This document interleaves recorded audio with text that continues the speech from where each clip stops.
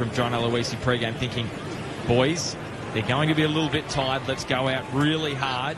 Let's not let them get into this match. And they certainly have done that. And then all of a sudden, mentally, it's such a tough ask, especially on this kind of warm afternoon.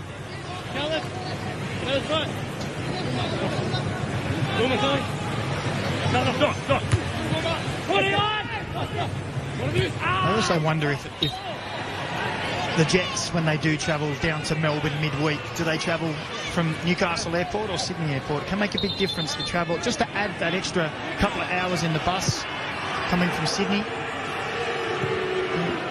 All these things that can be taken into consideration to try and make it easier for your team, to lessen the travel burden. We heard Mile Sturjovski say that he likes to travel down on the day with his team. He says for them from Sydney, it's an hour flight to Melbourne, and they're there. So now, try and refer it to in Europe, you might sit on the bus for a couple of hours to travel to an away game.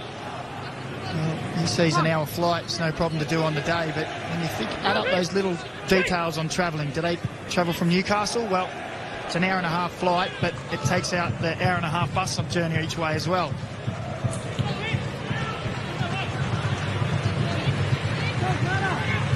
Well, Tristan McManus is sideline for us today. Tristan, how are you going down sideline? There's a little bit cooler now. Yeah, boys, it's definitely a little bit cooler. We'll just stick with this for the moment. Grimaldi, his cross, underway by Grozos. And now Wilmering. Always is the way, Tristan. We throw down to you, and then chances usually forthcoming will go back to you. They don't want to hear me either.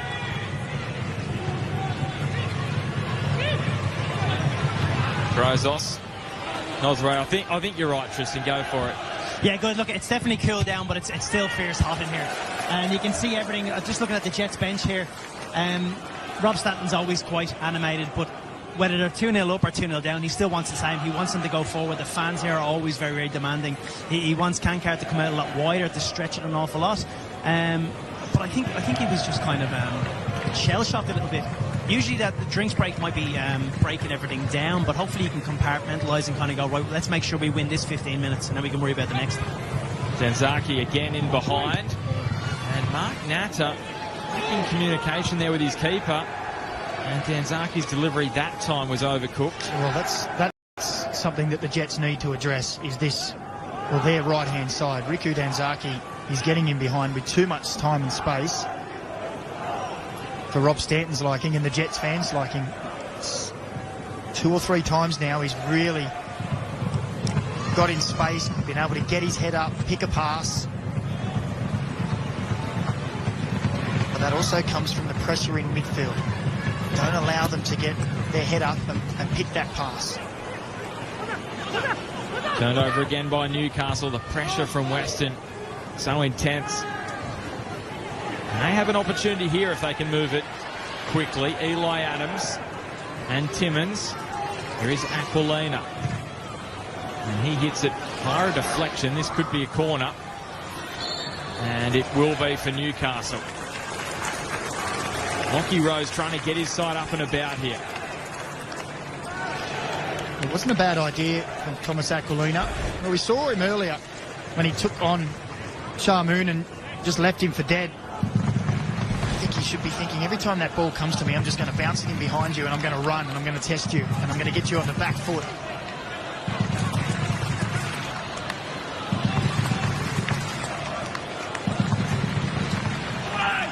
Grozos curling it away. Ibasuki with the defensive header. Spills here for Eli Adams. The delivery comfortable for Matt Sutton. For a moment, Cancard thought he was in the game, but the breeze just took it to the Western goalkeeper.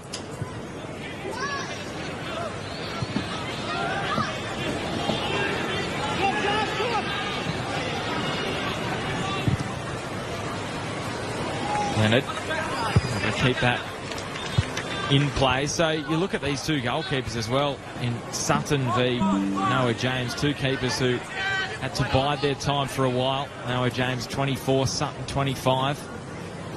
4 clean sheets for Matt Sutton this campaign. Noah James with 3 now. Don't forget, after this one, Sydney FC and Wellington Phoenix, 6:55 p.m. on Paramount Plus. Really important one for Sydney. They are still well and truly in that race for the top 6. They want to try and secure that over the coming weeks because they are fighting on a couple of fronts. With the AFC Champions League 2, they're taking on Lion City Sailors in the semi-finals of that competition. So that one straight after this match. Wellington Phoenix, well, it's getting into last chance saloon territory for them. Really doing it tough at the moment. And there's a slip from Wilmering. Invites Imai, and the strength almost allowed him to get around Bayless, who just got his body and put enough pressure on Imai to ensure it's a goal kick. Well, he's a strong character, isn't he, Tomoki Imai, but also physically just got away from him there. Lockie Bayless just did enough. He left one in his wake. Lockie Bayless is almost number 2.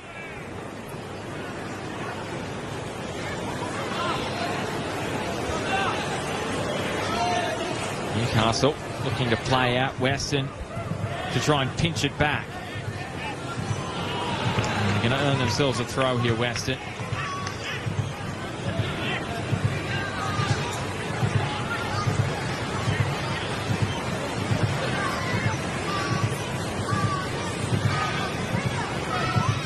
Kankar as far as Shamoon. Danzaki staying out of it because he knew he was offside. But he's really getting back towards that form we saw from him in those early days of his A-League career with Brisbane, where he was initially on loan. He's been excellent, but right now, a little on the back foot. Clayton Taylor slipping it, or trying to slip it in front of Rose. It bounces back for Taylor. And Dylan Leonard will eventually come to the rescue, but Tomoki Imai, what an outstanding defender he is.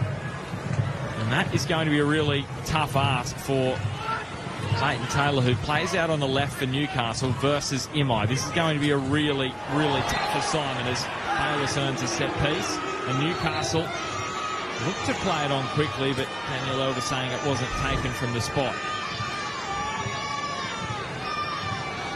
Angus Thurgate just letting Clayton Taylor know he's there. Bayless, I think. Bayless, was it? Sorry. Sorry, they do look similar.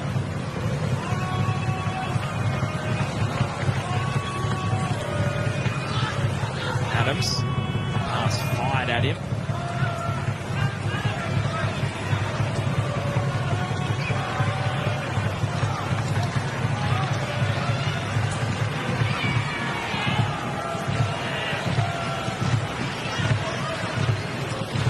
Timmins flips it up this time for Eli Adams, who's out there on that right edge.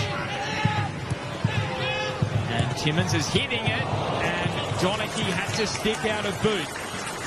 So this is as bright a period Newcastle have had in this game. Well, they look much better when they play into their 10s, don't they? Into these areas. That's a wonderful ball from Timmins.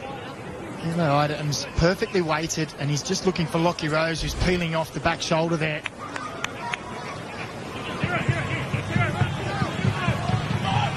Definitely got to have belief in themselves, considering a 7-match undefeated run.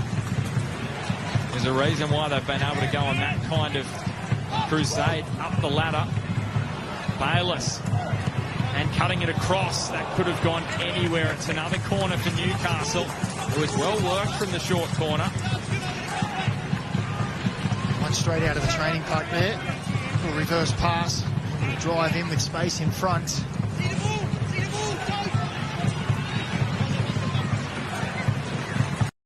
again, the wind helping this corner on the in-swing of Brozos. This time deeper, and Kankar was making a good run, but in the end he didn't attack it. Well, it just was as though he felt the ball wasn't going to come to him. You always have to be prepared. Just have to expect that everyone's going to miss it. And I think it was Angus Thurgate who got up in front of him, and he just thought maybe he was going to get his head on a little shake of his own head there, realising you've just got to expect that. Always plan that everyone in front's going to miss it.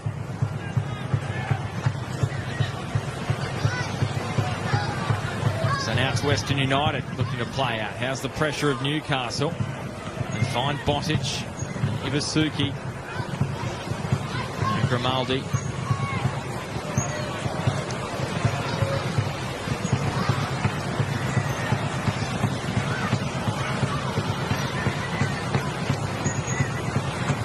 Botic taking on Timmins on the outside. Timmins has done well there. It's not going to cross the goal line for him, but he's beautifully worked that situation. Then Taylor onto Rose. Couldn't escape the pressure of Donachie.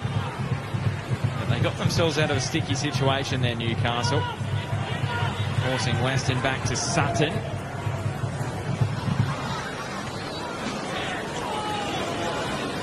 And Danzaki, this is a battle Kankar doesn't want to get into too often. Danzaki curling. James has to punch. Only as far as Thurgate, who got a little nudge. Spills to Bozanovsky. Time to shoot. Oh, what a hit from Reece Bozanovsky. He's got 2 goals in his last 2 matches. But that is one for the highlights reel. Oh, what a strike that was. Like a rocket. On the Harvey Norman replay as it comes out. Gets it out of his feet, and he's got one thing on his mind. Get it onto that right foot. It's one bounce, and it's right in the corner. Lots of bodies in front of Noah James. I'm wondering, it's a little unsighted. There's nothing you can do there. And Reece Bozanovsky lets the cannon go, and it's 3-0. Well, if it was one of those days for Newcastle on Wednesday, it's certainly the opposite of that today, because everything Western United are touching is turning to gold, and they've got a 3-0 lead at the drinks break. And let's head down and check in with Tristan McManus. Tristan, the air's just been sucked out of the stadium once again. Yeah, once again, that's exactly it. And for that second 15 minutes, I mean, Jets were getting themselves back into it. Kankar was coming out a bit wider, blocking up that space that you talked about with Danzaki. Again, the 10s were getting on the ball. Eli Adams was giving a bit more to Shamoon there as well. But just when you felt like they needed to try and get one goal back, just like Wanderers did last night, the 28th minute, they go 3-0 up. Yeah, really devastating start to this game by Jets. But like I said, with Rob Stanton, he knows what he wants. He tries to get the same. He doesn't get carried away. He's been talking to us about the form that Jets are in. He won't get carried away whether everyone else does. He's still giving the same instructions there. He's got stealth in Botic's eyes today. And Western know what they want to do, and they're coming down and getting the job done. And what's very interesting about this is in the match before this one, Auckland were held by the Mariners, a 2-2 draw. So Western on the live ladder, it is 4 points, the gap between them and Auckland FC. And who would have thought that at the start of the season, Daniel McCrane? Just a reminder as well, Thursday 7:30 on Network 10, Socceroos in Indonesia. What a critical match that is. Australia second in the group, Indonesia third. Aussies on 7 points, Indonesia 6, as is 4th, 5th and 6th. It is a tightrope walk. It's a big match in Sydney. And then they play China on Tuesday, so you do not want to miss that. So we're back underway after the drinks break and after Newcastle have conceded a 3rd goal.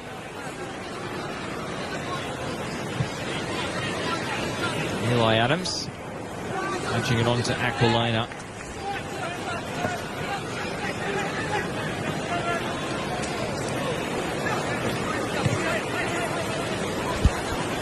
Well, that 3rd goal really has sucked the air out of the stadium, hasn't it?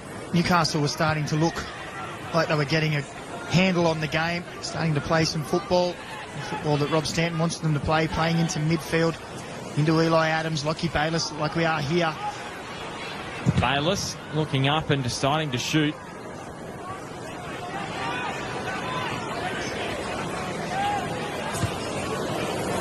Danzaki in behind again. Noah Botic, he could be in for a double. Danzaki goes himself and hits the post. Well, is that the moment that potentially wakes Newcastle up, because they've gone into a slumber again here, and they are staring down the barrel of a very sickening scoreline if it continues this way.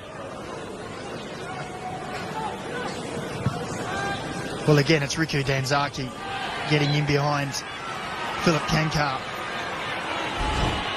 Have a look here, the ball inside Philip Kankar again, and look at the acres of space for Danzaki. He had two options there. Go himself, or Noah Botic was at the far post. Okay. Well, the Newcastle Jets, this is their active support. They are lacking energy now. It's probably the best way to describe it after the third goal.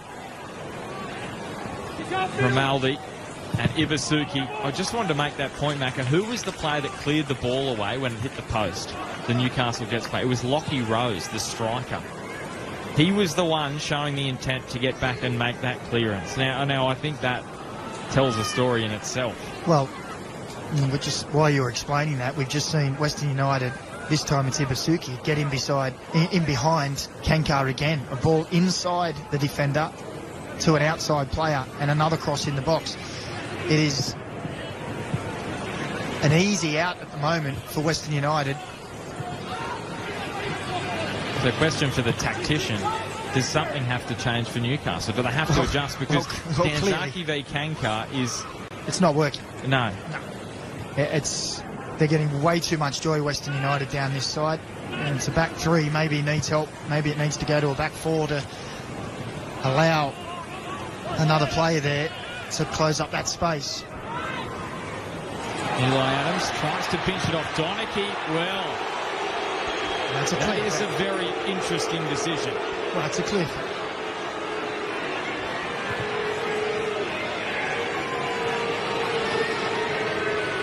Lots of frustration from the home fans, especially from Eli Adams as well.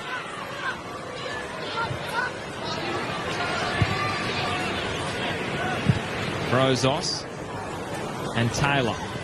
Well, Newcastle, when they played Western United back in January, also it was a really short turnaround for them. They were down 3-0 in that one. They lost 3-1. Lockie Rose pulled back a goal for the Jets on that occasion. Here is Botic in behind, drives it across, 4-0 for Western United. They are being ripped apart, Newcastle. 4 goals inside 35 minutes, and Riku Danzaki with number 4 this season. And well, we just spoke about the left-hand side for Western United with Riku Danzaki. It was almost a mirror image down the right-hand side. Defender pulled out of place. Ball in behind on the Harvey Norman replay, and Botic has a simple task of just firing across the 6-yard box where Danzaki is waiting gleefully. And this could get ugly very quickly for the Jets if they don't sort it out. Western United are having a field day. Well, I don't think it takes a rocket scientist, Macca, to tell you that Newcastle have to fix up something defensively, because they're playing with the back three, so Wilmering and Aquilina are pushing higher. And I think that they are going to adjust this. Charles Mombour is going to come on after 36 minutes. How are they going to readjust? Because we're seeing Wilmering and Aquilina push so high, that the space in behind is just enormous for Western. So how does Rob Stanton and his coaching staff address this? Who is going to be forced off? It's Clayton Taylor. One of their key attacking weapons. He's been blunted today. And Mombour is on. And we'll have a look at this.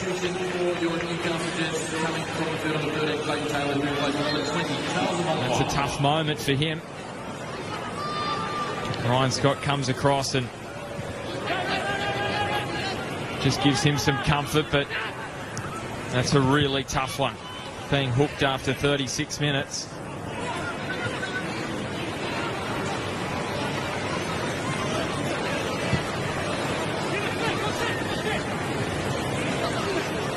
And there were certainly some words from Rob Stanton as Clayton Taylor went to sit down. It didn't look like the happiest of conversations, as you'd anticipate. And then Tamir Pradanović's assistant went and said a few further things. So be interested to know what that conversation involved. There's Aquilina taking on Shamoon. Really strong defensive work. What a week ahead for him, going off with the Iraqi senior team for the first time, part of those World Cup qualifiers.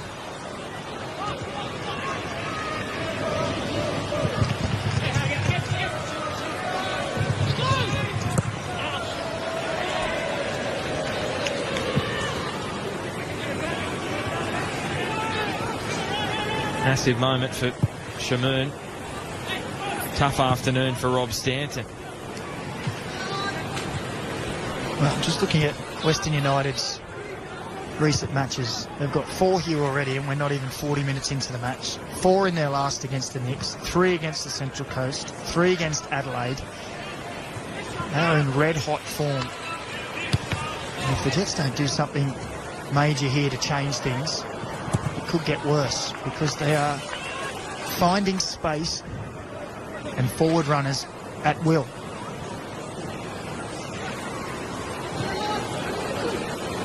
Well, what would your adjustment be? Would you go to a back 4 and have the wing backs sing a little deeper? Because that's where the issues are coming.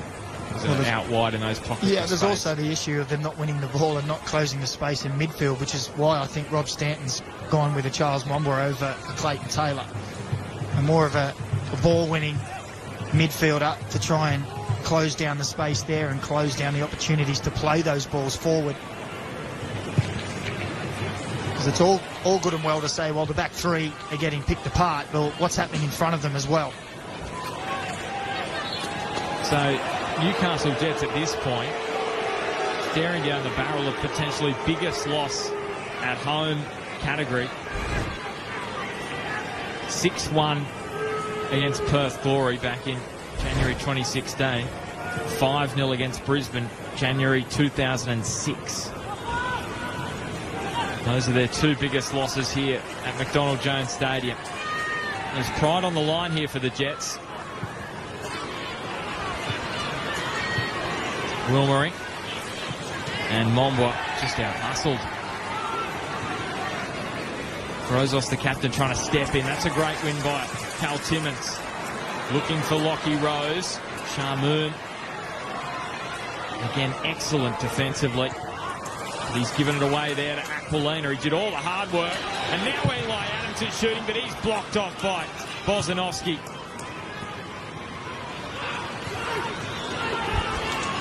Well, that's great reactions from Bozanovsky. Eli Adams had just found a little bit of space. Closed it down quickly, snuffed any danger out.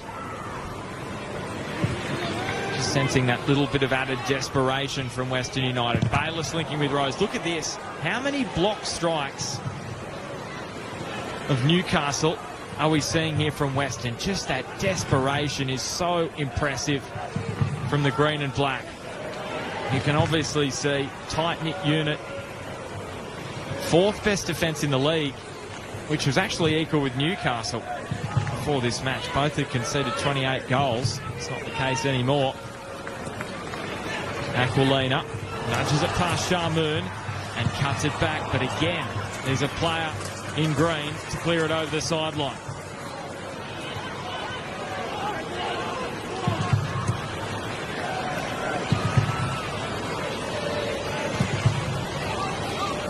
I feel like it's part of the difference as well. Newcastle creating these pockets of space, creating these half chances, but Western, desperation in the box.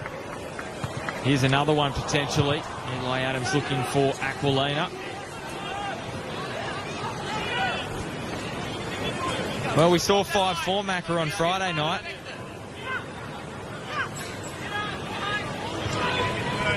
Well, I'm sure we'd all take a 5-4 here as well. Plenty of goals in the A-League. Plenty this weekend. I can't say that the league isn't entertaining. Always provides some thrilling action. thinking we must be getting close to most goals in a round contention. Well, we had 9 on Friday, 6. We have 4. We'll come back to that. Eli Adams. Bayless. And Matt Sutton. Great goalkeeping again this season from him to deny Lockie Bayless. But Newcastle again having a patch here. Yeah, nice football all round, and it's a wonderful strike. Need a better save. Full stretch. Fingertip save from Matt Sutton.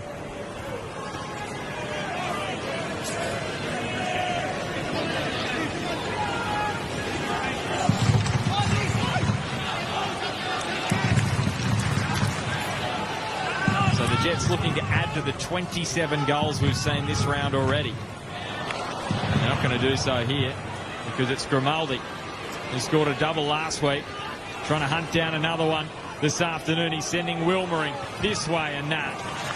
And from Newcastle having a corner, it's now Western with their chance from the set piece. Well, the run from Noah Botics there to get into a goal-scoring position was fantastic. And if the pass went maybe one step earlier, he may have found himself eye to eye with Noah James again. And to be fair to the Jets, he had 3 gold shirts hunting him down.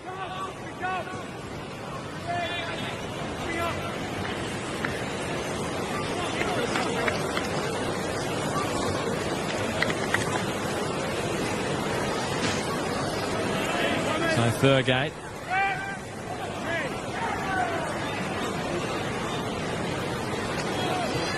The wind pushing this one away. It's a terrific delivery. Chaos in the 6-yard box, and Newcastle potentially lucky it's not 5. Because Noah Botic's header, excellent again. Thurgate back in towards Ibasuki.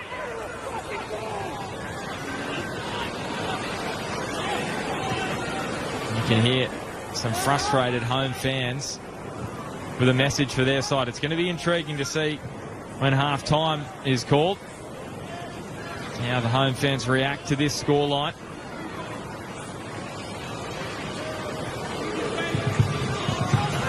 Sharmoon. Thurgate looking for that pocket of space. Sharmoon returns it to Thurgate. Time to pick the cross. And you thought that Ibasuki was just going to rise up and make it 5. He had that much time, Angus Thurgate. You see that pass from Lockie Bayless is sloppy as well. He hasn't committed the defender and he just rolls it to his teammate, who then gets in a battle. But you're right, Benny, again, as we see 5 minutes of additional time go up. Again, Western United in those wider areas are finding plenty of space in behind, aren't they?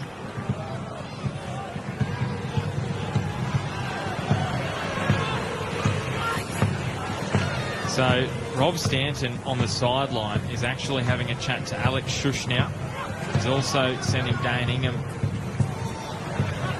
to potentially go into the tunnel or get himself prepared. You would sense that they're going to be substituted on in the second half. Some experienced heads for the Jets.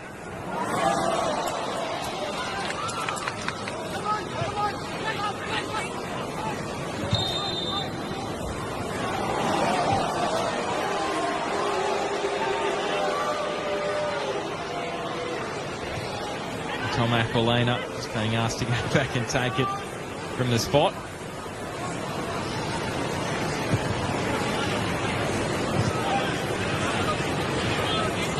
Timmins. Aquilina. Couldn't get it past Riku Danzaki, who's stood up to his defensive responsibilities.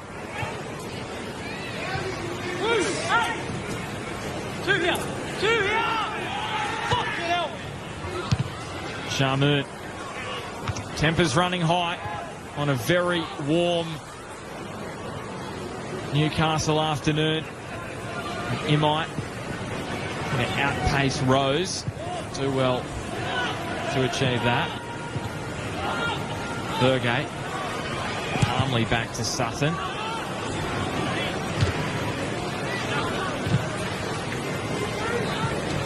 Bit of pinball everywhere at the moment. Eli, Sutton clearing it away for the second time in this little passage of play. Mombois and Eli Adams. And Lockie Rose offside, so he couldn't get himself involved, and frustration evident in the Newcastle number 9. Well, if you're just not to have seen this first half and you were deciding to just have a look at the stats, you might think, well, this is quite a close contest. The Jets, more possession, they've got more passes, they've got 7 shots to Western United's 8. The stats don't look too bad. The big stat difference is on target, 2 to 7. And obviously, the number one stat that means the most is 4-0. They've just been ruthless, Western United. But also, one thing that stats don't tell you is intent and desperation defensively. And you can only pick that via the eye. And Western have had that, Newcastle haven't. And they have been royally punished.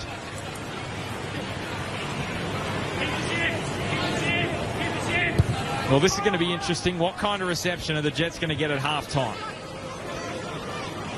as they head down the tunnel?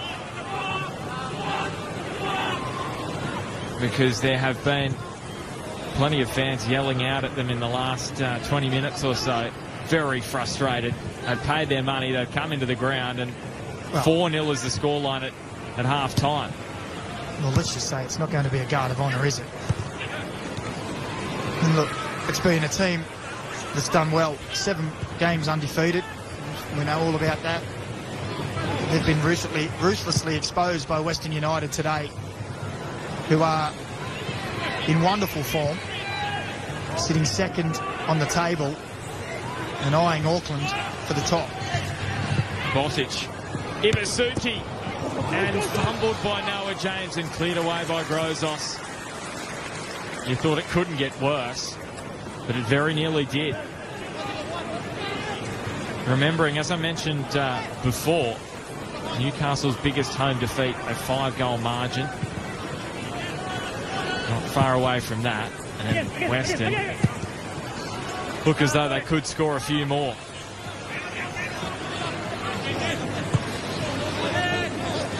Not saying that Newcastle haven't looked likely. They have. They have created chances. But defensively, extremely fragile. Porcelain-like, you would say. Wilmering. Hanging it up. Rose. And it's a goal kick.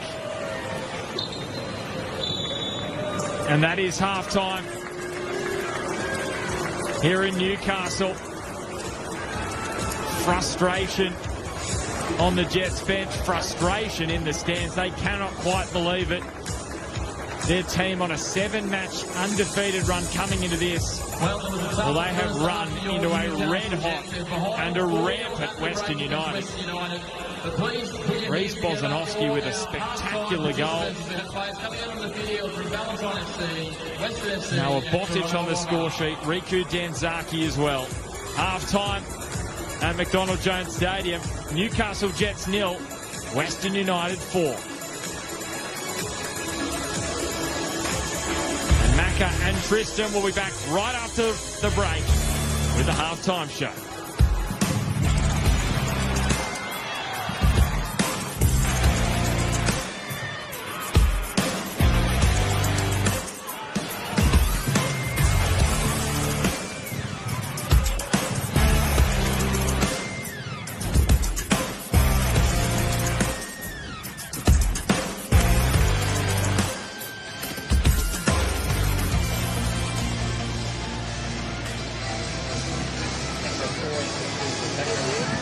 That's your backup there. That's your backup.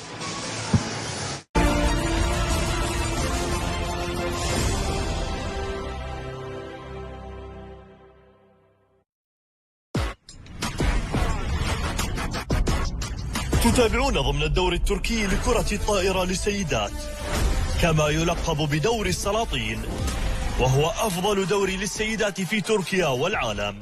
غالاتا سراي مع كوزيبورو الأربعاء 6:00 مساء على دبي الرياضية. أهلا بكم مشاهدينا الكرام في استاد الدوري. في استاد الدوري الشارقة في الدوري ليس هو الشارقة اللي يفترض أن يكون. يجتمع أفضل المحللين والخبراء في عالم المستديرة. لاعب بطريقة مختلفة لأول مرة يلعب فيها. يتناقشون، إذا يتعادلوا يطلعوا الاثنين من المنافسين. يحللون. الأرقام بالنسبة للفريق المنافس متقاربة مع أرقام فريق نادي الوصل. يلعب باثنين محاور 6. يقدمون آرائهم التي تسلط الضوء على منافسات دوري المحترفين والكرة الإماراتية. استاد الدوري على دبي الرياضية. هنا في الملعب الأولمبي ببرلين في العاصمة الألمانية.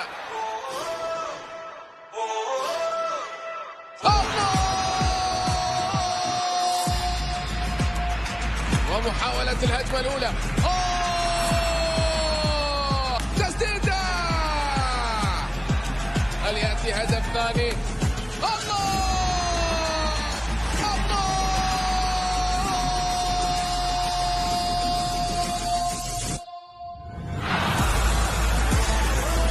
تابعوا الموسم الجديد من كأس ألمانيا على دبي الرياضية.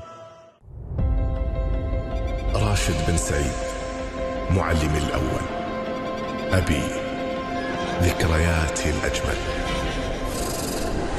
يا سندنا ومضينا ورافعنا.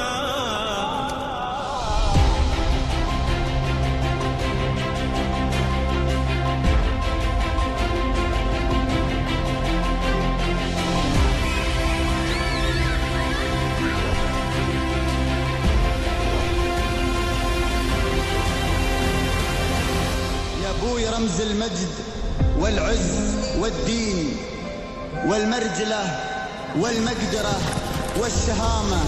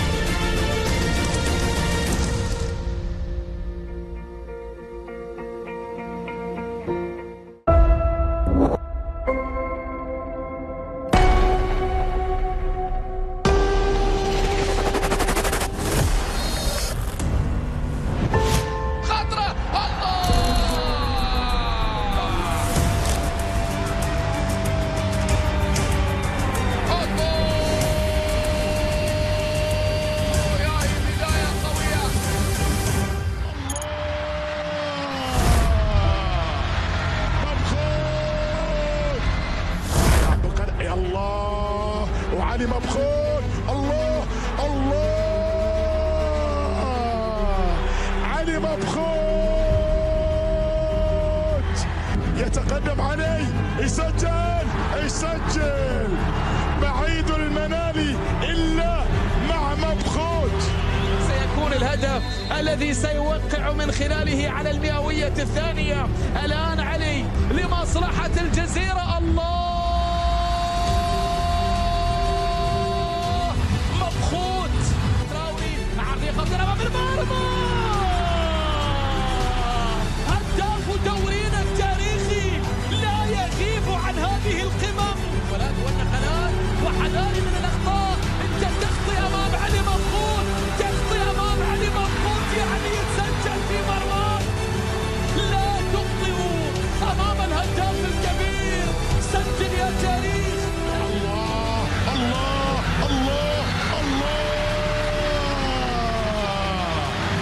مبخوت مبخوت مبخوت. وصلت إلى بوزيلو، جاء بالكرة. الله الله الله الله الله بكل هدوء. أهداف علي مبخوت، ماركت علي مبخوت، لمسات علي مبخوت.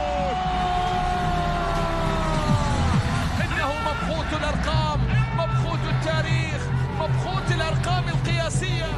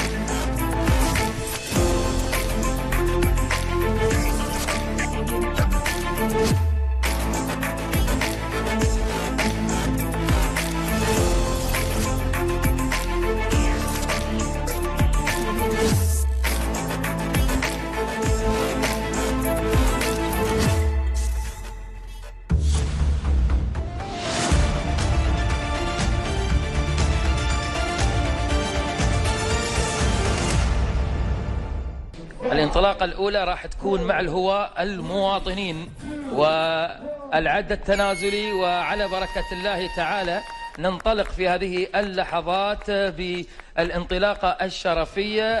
عضو اللجنة الفنية يرفع العلم الآن في هذه الأثناء، وهي الانطلاقة الشرفية إلى أن نصل إلى نقطة الانطلاقة الرسمية للسباق. مسافة السباق هذا اليوم هي مسافة 77 كيلو متر.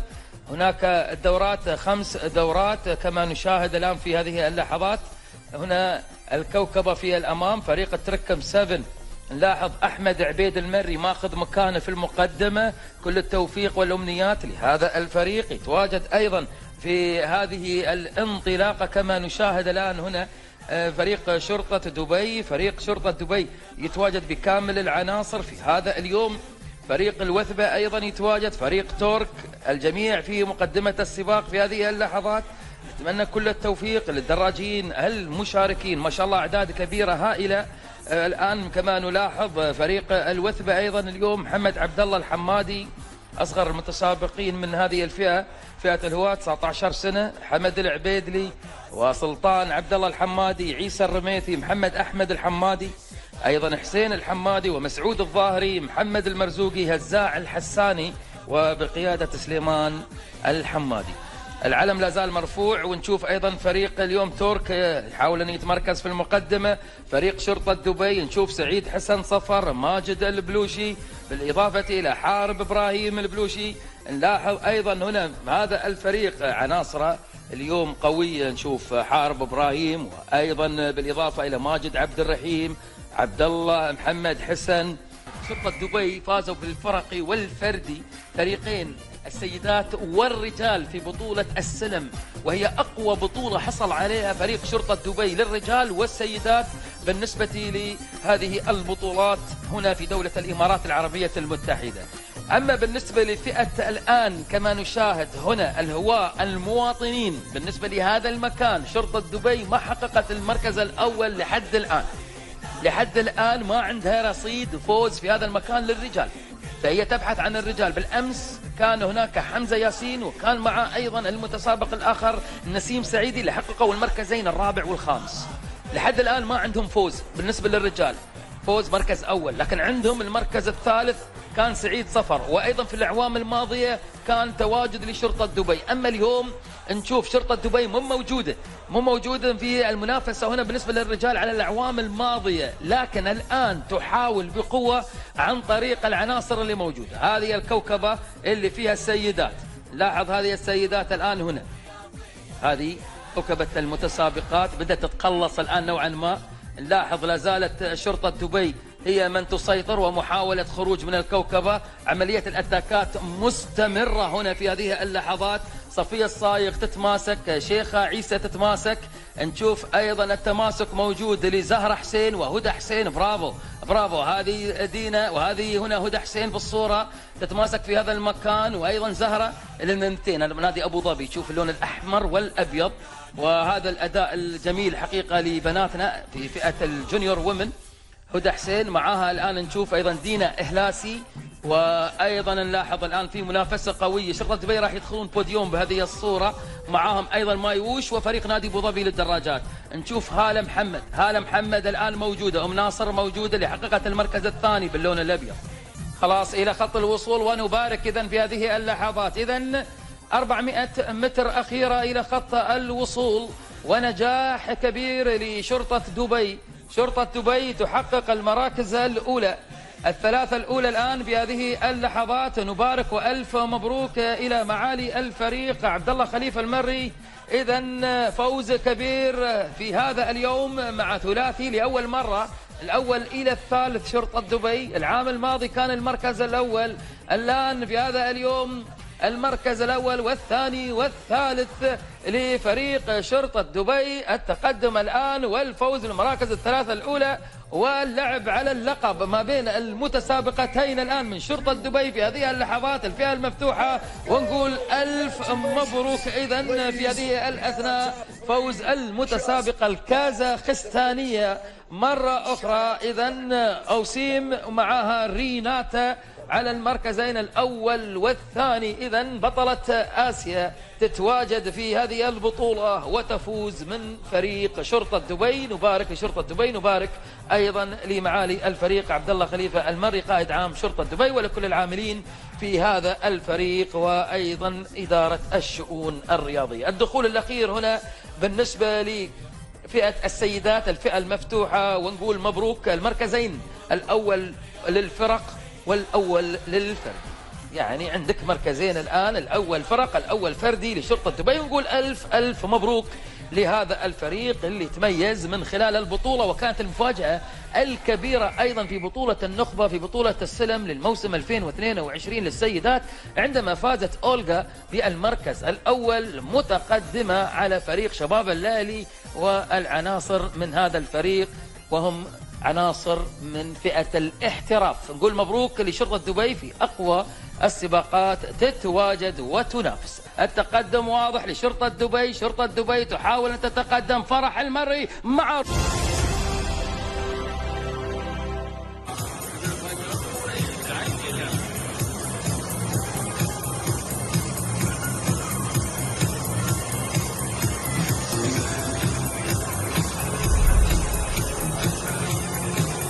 Welcome back to McDonald Jones Stadium. No surprises. The Newcastle Jets down 4-0 and they are ringing the changes at halftime. Alex Shushnia, he comes on. So too does Dane Ingham.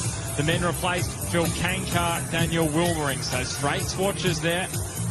Actually, we are just confirming that switch has been changed around. So it's Mark Natter, not Phil Kankar, who actually hasn't emerged from the dressing room at the moment.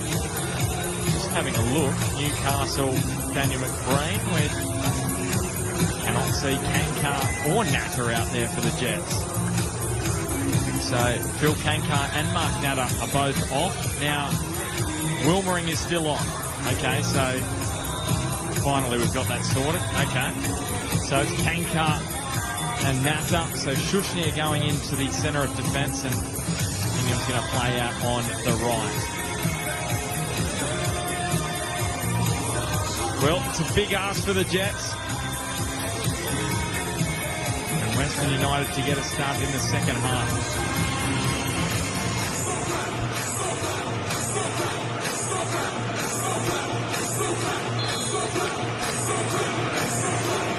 So Ibusuki gets us started in the second 45. Western United with a 4-0 lead. And looking to inflict the Jets' biggest home defeat, which is 5 goals. Twice they've suffered that. The Jets trying to restore some pride in this second half, Daniel McBrain. Well, it'll be one of the greatest comebacks of all time if they can get something out of this game. But you're right, it's more about pride now. The mentality would be, right at half-time, it's 0-0. Let's see if we can go and win the second half. And then from there, you never know. If you get an early goal, maybe you can start to see light at the end of the tunnel, but it's about winning the second half now. The changes have been made, and they have to go out there and give this Newcastle crowd something to cheer about. From Aldi, it's a poor turnover. Lockie Rose able to pounce on it for the Jets. Here is Ingham, one of his first involvements is to try and find Mombwa, who was brought on about 10 minutes to go in the first half for Clayton Taylor.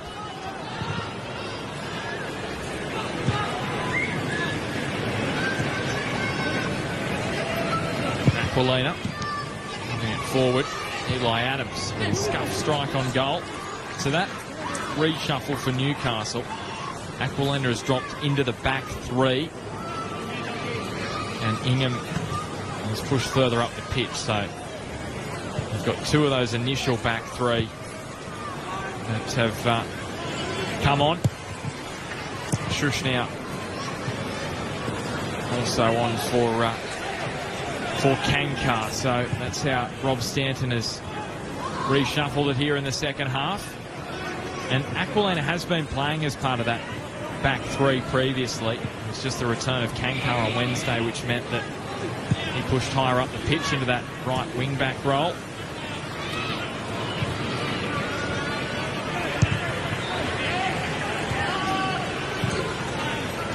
Timmins. And Eli Adams shaping to shoot, linking with Wilmering, and closed off by Imai, who has been excellent this afternoon. Tomoki Imai. Yeah. Just there again, Eli Adams, if he rolls that before he shapes to shoot, the dummy wasn't needed. It just gave Imai an extra few yards to close down Wilmering, who received the pass. If he plays it one step earlier, well, he might get that cross in. Imai slides across, holds the pass, the moment's gone. Rose, closed off by Leonard. And Lomba came in to help out his teammate. Timmins. And strike deflected away. Aquilina searching for Wilmering. And he's unable to keep that from crossing the sideline.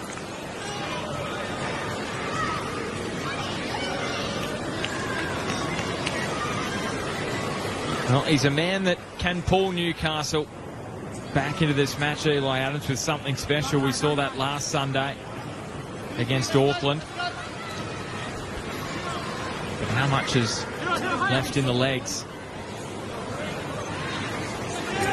That big shift on Wednesday. Aquilina going back and getting a touch for Ingham. So, Macro, I think everyone is going to... I think Rob Stanton's going to bring this up post-game. 4-0 scoreline after another hectic week for the Jets. He's going to mention the draw and how many matches in a week. But the question I'll come back to you on after this little opportunity is changes to the Jets. There was only one before this match. Conwa's heavy touch. Able to cut it back just over the head of Rose. Spills for Ingham. His attempted strike is blocked off by Shamoon. There was no real squad refresh this afternoon after Wednesday. It has happened in the second half, and one of those is providing the pass to Wilmering. Donachie angles it away. Fresh legs of Shushnau. Now Timmins at the shape towards Ingham. Yazaki has an air swing at the first attempt. All the pressure here on Western United, but they do have a 4-goal buffer.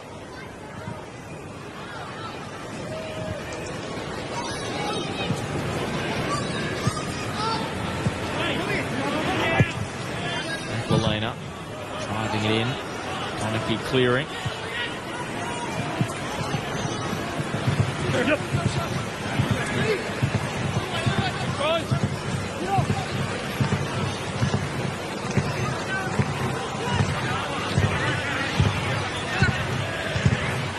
So was there a question for me there, Benny, about the rotation, or was we're going to ask Rob after the game? It's a question for him. Well, I know that it's going to get brought up about the draw, and that's one question. It's Matt Sutton. That's a good claim. And it's fair to bring that up as well, because the Jets played 3 games in a week. They had 2 weeks off before that. Yep. Now they've got 2 weeks off. Now, you can understand Rob Stanton's frustration. The only question I've got for you is, would you have rotated your squad more after Wednesday? Well, it was a Herculean effort, wasn't it, on Wednesday? And you're right, you've got to, across the course of the season, you do have to utilise the squads and rotate where you see fit. But there must have been a reason why he stuck with the team. He has It's been a quirk of the draw this year that teams will have 2 weeks off and then, as you say, play 3 games in a week. That's modern day football.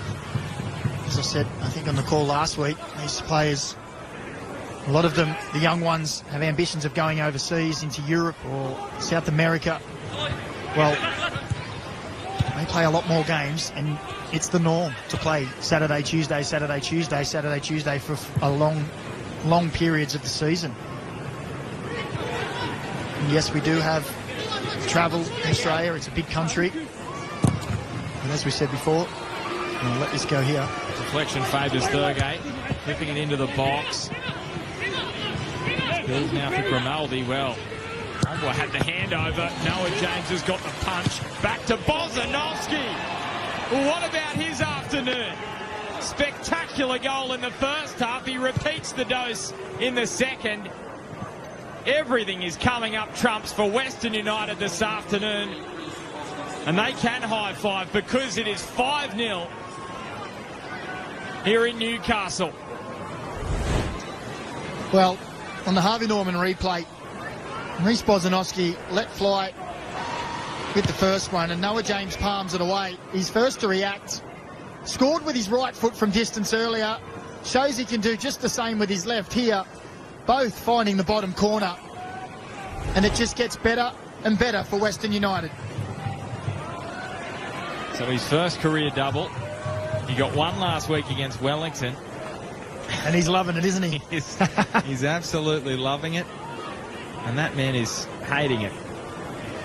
Having a chat to his assistant, Damir Pradanovic. But honestly, Macca, it just feels like one of those afternoons where everything Western United touched turns to gold. And I'm not saying that, you know, literally it's all down to luck and nothing else, because they, as they say, you work hard, you get luck. Yeah, exactly right. Well, let's just have a look at the shot there on that last goal. Noah James palms it out. There's gold shirts everywhere. Reece Bozanovsky reacts quickest and gets his shot away quick enough before anyone can get the block away. He was sharper, crisper, more determined, and he's put it away. And that's probably been the story of the day.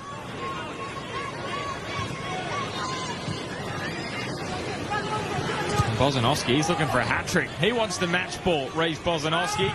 He's turning provider here. So this is the equal worst home defeat as it stands currently for Newcastle. 5-goal loss. Kane Ingham is urged forward. Delivers it just on the stretch to Rose. Eli Adams is striding after it. Oh, that's a lovely delivery from Eli Adams, but it was smothered initially by Sutton. Adams back on the ball. And Timmins just beaten to it by Bozanovsky.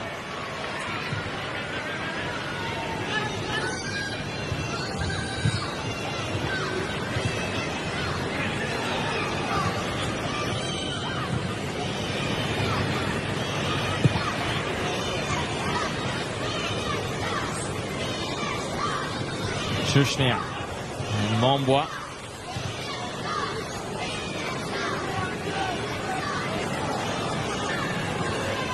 Adams, a little bit of treatment late. Bayliss has got time to pick his spot. And he's not finding the bottom corner. It will be a corner kick. Was there a touch here from Sutton? No, it's a goal kick. It's a goal kick, I'm sorry. But I'm just saying, Macca, as Eli Adams has been collected late, well, Reece Bozanovsky, it's involved here. It did happen just slightly off the ball. So I didn't catch exactly what happened. Well, it was actually Leonard and then Bozanovsky. Well, I think Bozanovsky put on a bit of a show there. But I was just going to say, Macca, if that strike from Bayliss, if that was Reece Bozanovsky, that would have been in the bottom corner this afternoon. And that's the way it's been going.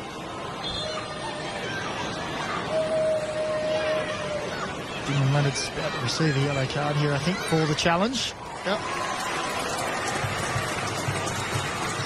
Third of the season.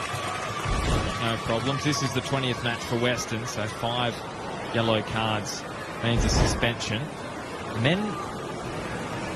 Actually, no, reverse that. They've played 20 matches, so we won't worry about that, Macca. It's been a big day, Ben. It's one of the skulls going in everywhere. And Eli Adams is getting himself sorted, so I want to keep him out there because he, for one, is looking like some kind of a threat for Newcastle. It looks as though Will Dobson is being readied, so maybe Eli Adams is going to be wrapped up in cotton wool here. Not that they play for a couple of weeks, the Jets. They've got MacArthur away from home.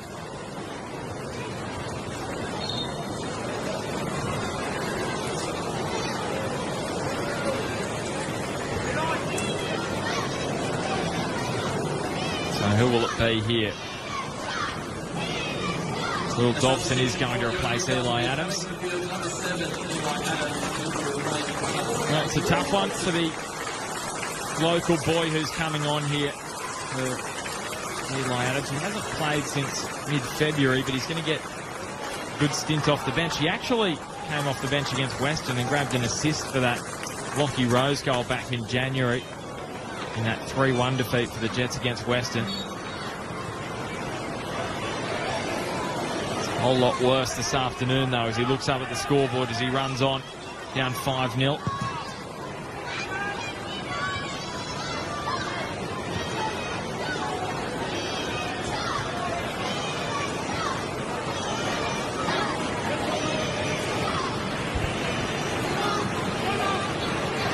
Shushnia and Bayless.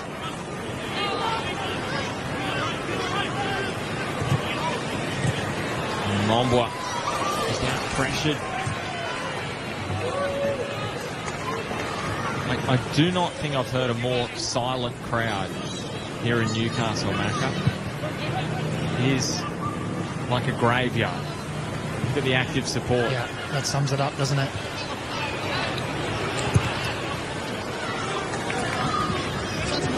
And I guess it's even more deflating off the back of their recent form, the run, a little bit of optimism around finals football. As unlikely as it may have been, there was a glimmer of hope. There was a chance. Yeah, the team seemed to be on the up. Obviously, injury to Kurta Numa hasn't helped either. He's been such an inspiration since turning up at the club. Informed that he may be out for one more week after this one. Hopefully back the week after. But then just to come out and be on the end of 5-0 as we head into the 60th minute.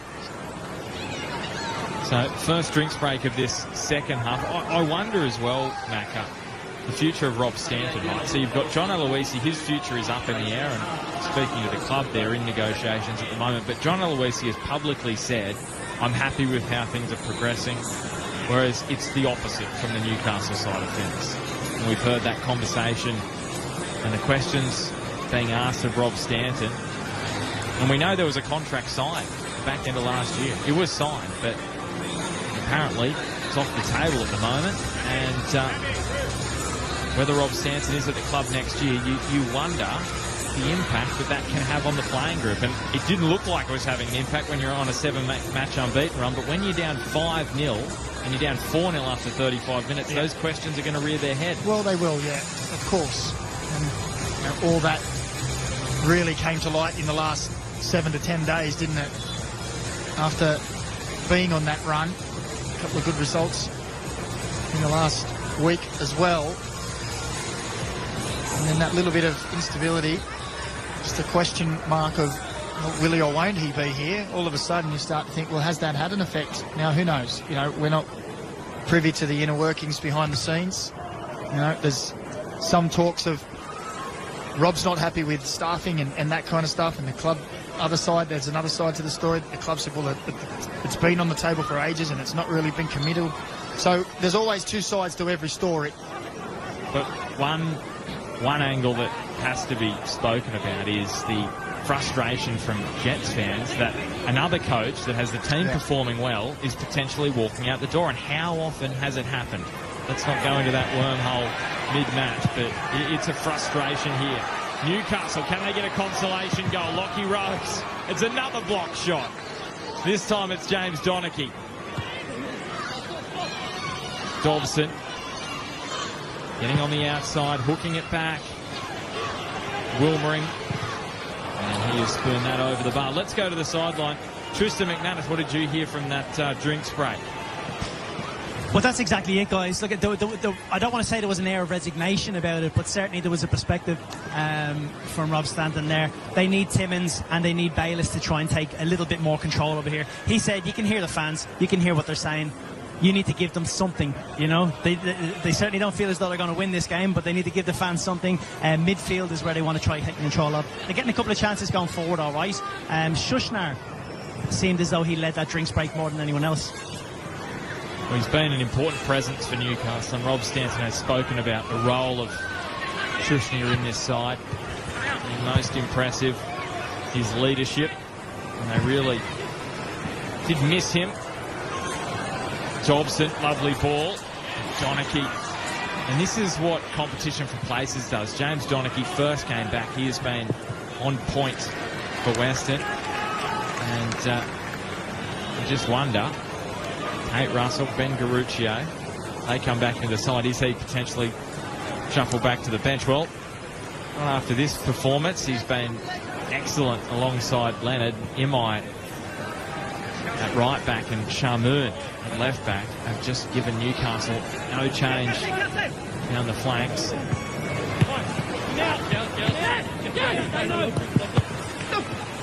Dobson. Time over hits the pass. Rose has done a lot of running. He wasn't going to sprint on that occasion. Just going to save his legs. But Will Dobson, he's been excellent when he's been utilised this season. Yeah, he has. He's a bright young prospect from the local area. We just got a glimpse of his positioning and his ability in that last phase.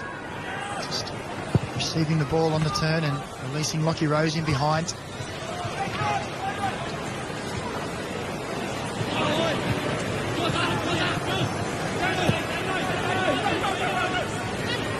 Ingham. And Dobson.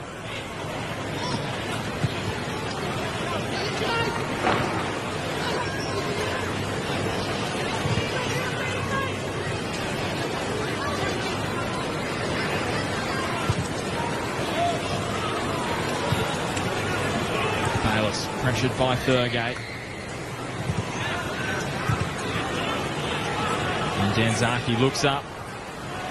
Uses Iwasuki. Two Japanese imports combining, but Newcastle with an opportunity to push forward through Ingham.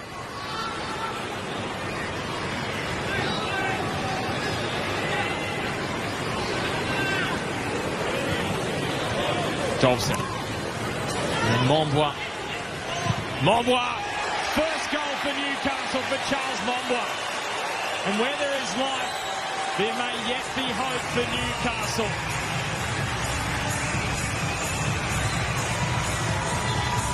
Well, it's a nice finish from Charles Mombois on the turn.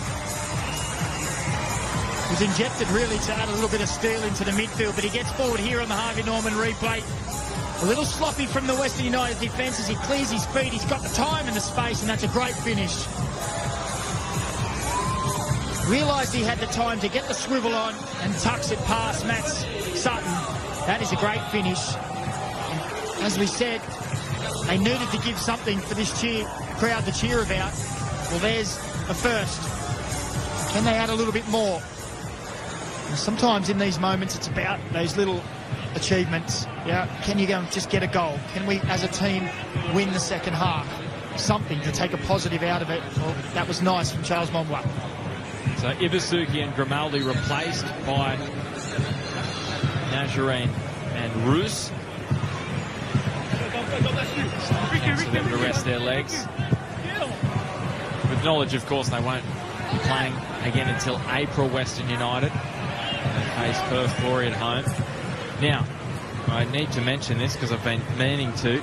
Most goals in a round in the A-League, 30. We're currently at 28, and we still have 25 to go here, and we've got Sydney and Wellington to come. Now, we know Wellington at the moment are struggling for goals, but Sydney FC They could have at least a couple in them, and that would equal the record of round 24 from 2010-11 and round 26 from 2023-24, which was at the back end of last season. So Charles Mombois, he's got a little bit of extra pep in his step here after scoring for Newcastle. First goal for his new club. Lucky not letting him find a way around that time.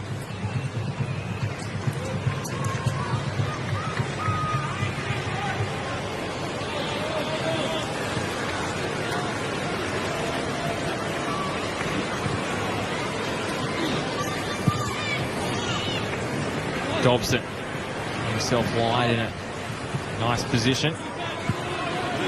Aquilina. And Shushnia.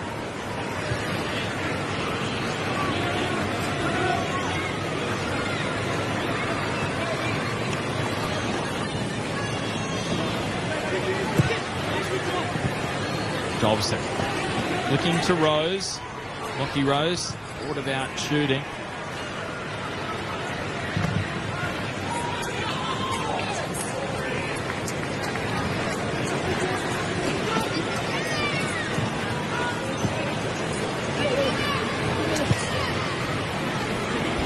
Newcastle with the one change still to be made. Scarcella and Vidic, the outfield players, that the options for Rob Stanton.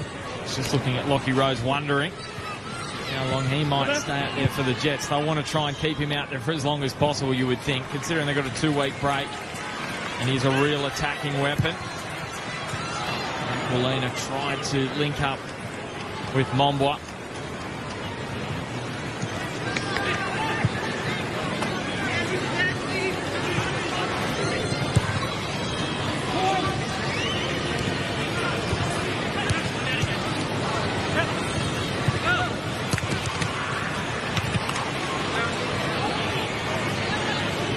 A little sore after that.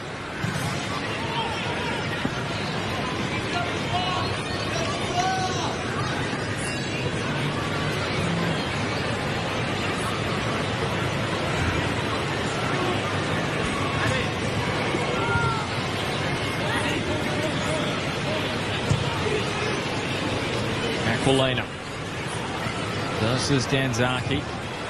He hasn't got as much change out of Tom Aquilina in this second half, and you can say maybe he's a little bit fatigued, but and a more even affair with the pace of Aquilina to go up against Riku Danzaki, who was tearing the Jets apart down the flanks in the first half. Timmins with some space here in midfield, and it's a scuff shot, and Toniki, that could have gone anywhere. It's gone out for a Newcastle corner.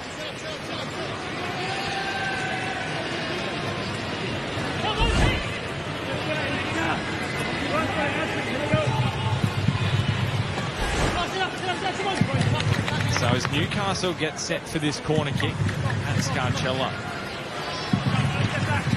is moving to the halfway line. Changing the offing for Newcastle in a few moments' time, but right now they've got some targets in the middle here, the likes of Shushnia. Daningham as well. It goes towards Rose at the near post, and they'll get a redo here, Newcastle.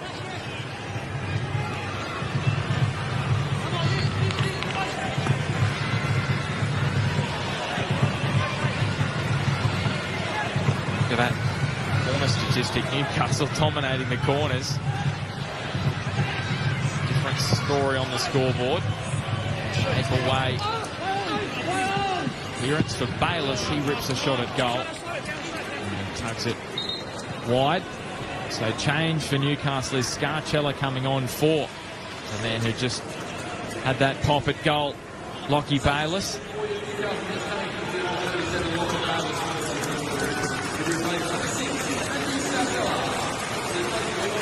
Matt Scarcella, who is on loan at Newcastle this season from Sydney FC. 12th appearance for him. 10 of those coming off the bench. But he gets a good 19 minutes plus stoppage time to show his wares here. In a sense, there'll be opportunities in the Newcastle starting side after this result today.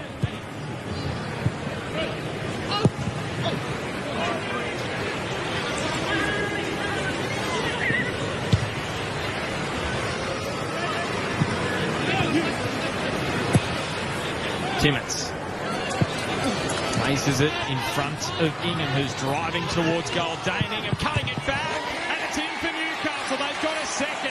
It was absolute pinball in the box at Dane Ingham. Let's Angus Thurgate know about it, as he scored an own goal, Angus Thurgate, for his old side. Well, he just went in for the little low five, didn't he? It bounced off.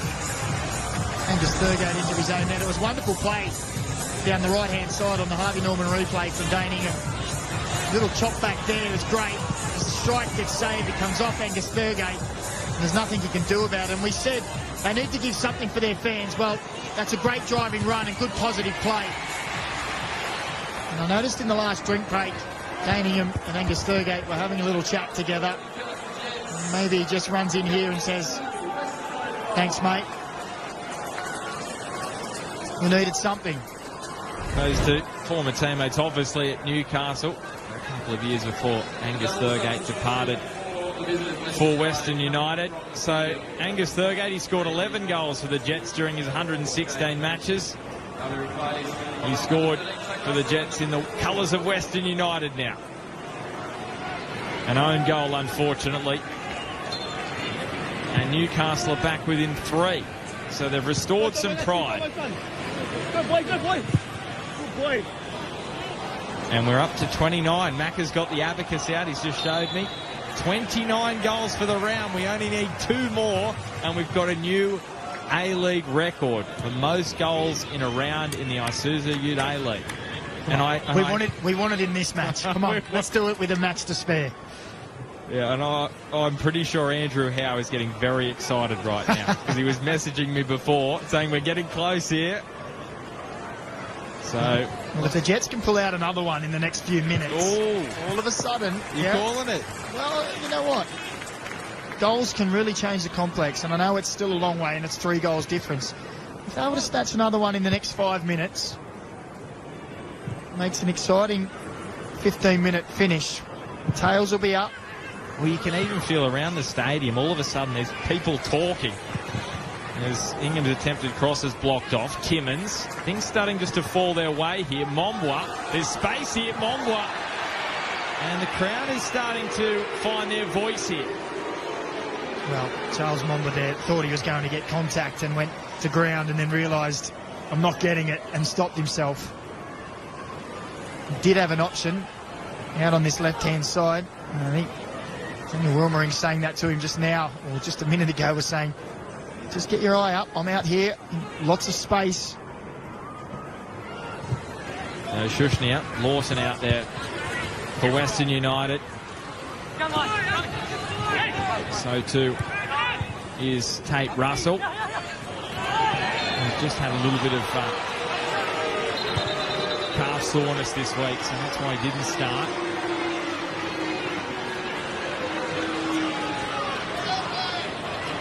This is a free kick for Western United.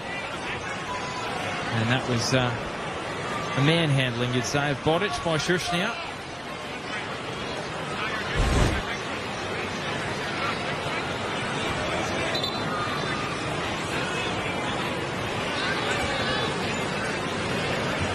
And we are going to have the final drinks break. So a chance here for Newcastle to take some stock.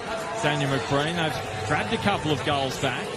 They've created chances, and there's a little bit of belief starting to filter through, but you can see John Aloisi, he is furious.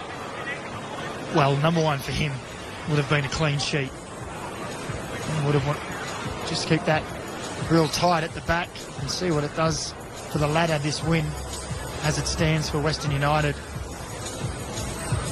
Creating a little gap between themselves and the ones below. Just edging ever closer to Auckland. But John Aloisi will be disappointed that they've let 2 in. It's been a comprehensive display.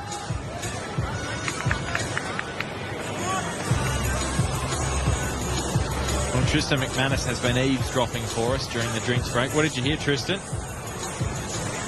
Sorry, guys. Yeah, I can't pull myself away from the Jets bench there. Rob Stanton saying it a little bit more animated than the last one. But again, it's that thing. Once you win them one-on-one challenges, and he's setting that for everyone. He's like, you win yours, you win yours, you win yours. There's a bit of aggression there from Dane Ingham as well, which is great to see. You can see Shushnar leaving a bit on Botic as well. He's just trying to really rally the troops here. Like I said, I think that the mentality is certainly not different now than it was 15 minutes ago. And as you can see, John, he doesn't feel like this game is slipping away, but he certainly needs to see an awful lot more from Weston, that they don't take their foot off the pedal. Thank you, Tristan. Jake Nadolski coming to the sideline for Western United as well. Probably expecting now Botic to be the player withdrawn.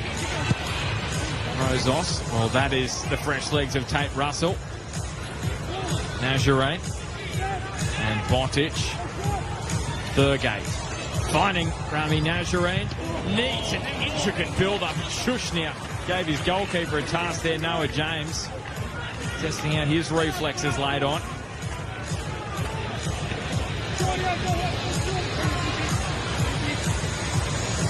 I think the DJ at the ground here has forgot to turn the music off back. What's doing here? He's just providing some entertainment. Noah James moving to the beat there to make the save. It's been some kind of afternoon here in Newcastle. Strange things will happen.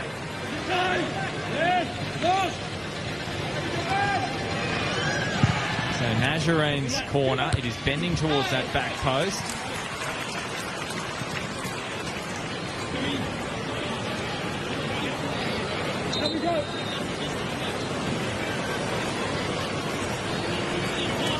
And Nadolski is going to replace Botic. So all this change is taking place because Daniel Elder's going to run over and just explain to Noah Botic that he needs to move a little quicker off the pitch. Let's just clarify goals for the round. So 9 on Friday night.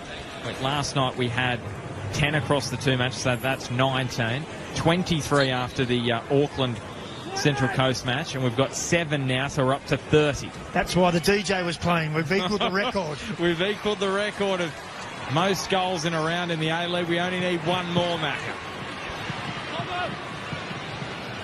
Well, if this finishes this way and Sydney finishes 0-0, we're going to be sorely disappointed. No, it can't happen. Lockie Rose. He's the man for the hour, isn't he? Lockie Rose.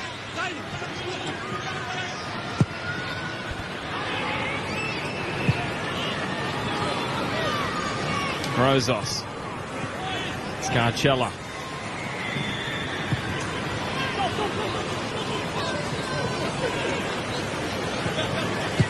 And Timmins. Now it's Dobson. Ingham in space again. Timmins and Momwa. Shushnia. Well, a defender to score the record-breaking goal. Now that would be something. We've seen him score a spectacular goal before. The Perth Glory in the night round last year. Ingham. Delivery. Rose. And is it across the line? No, it's not. It's going to be a corner. Absolute chaos there again. What is going on in that corner of the field? Because that was where Natta's own goal went in. It was where Thurgate's own goal went in. And it very nearly was an own goal there from Imai. Well, it was Tate Russell who had to get back and save Imai's blushes. That's the Bermuda Triangle of Donald Jones Stadium. Dane Ingham's done well since coming on. He's caused a few problems for Western United down that right-hand side. Got him behind well. Bodies flying everywhere on that occasion.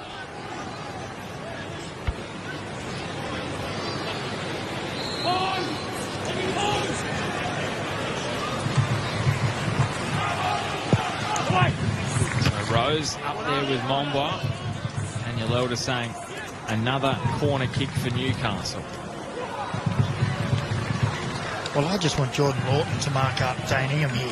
The hairstyles are fantastic. I love it.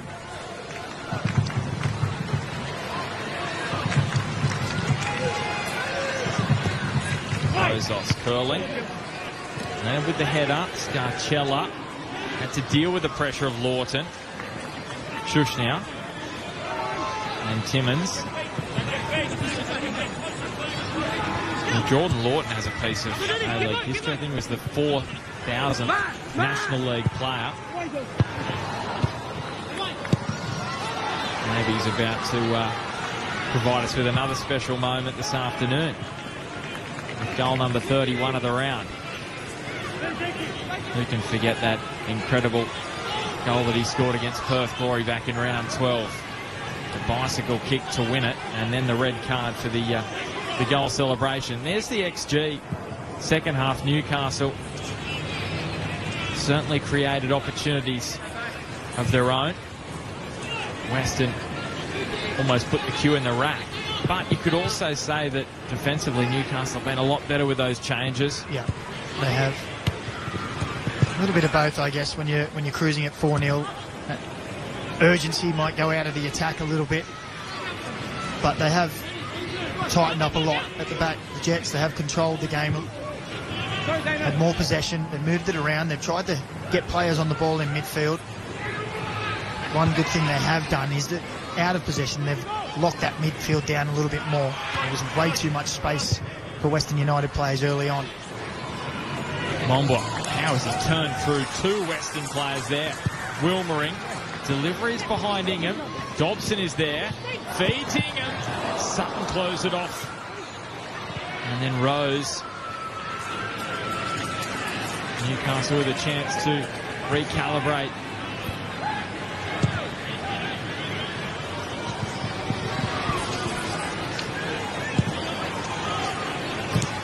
Rosas, first time delivery invites the run of Dobson. Shamoon just fluffed his lines. Oh, and there's a free kick here. Well, that is an interesting one.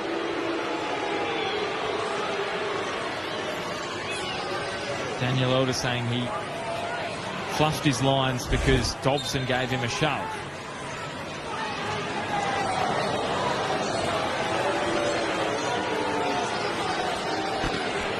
Ben, your face tells it all. You don't think that was right. I think you agree with the crowd here. I think he fluffed his lines and then fell over. Well, Timmins, I think, has just said to the referee, you've had a shocker there. Well, the problem is the scoreline's 5-2 down. It's been that kind of afternoon for Newcastle, unfortunately.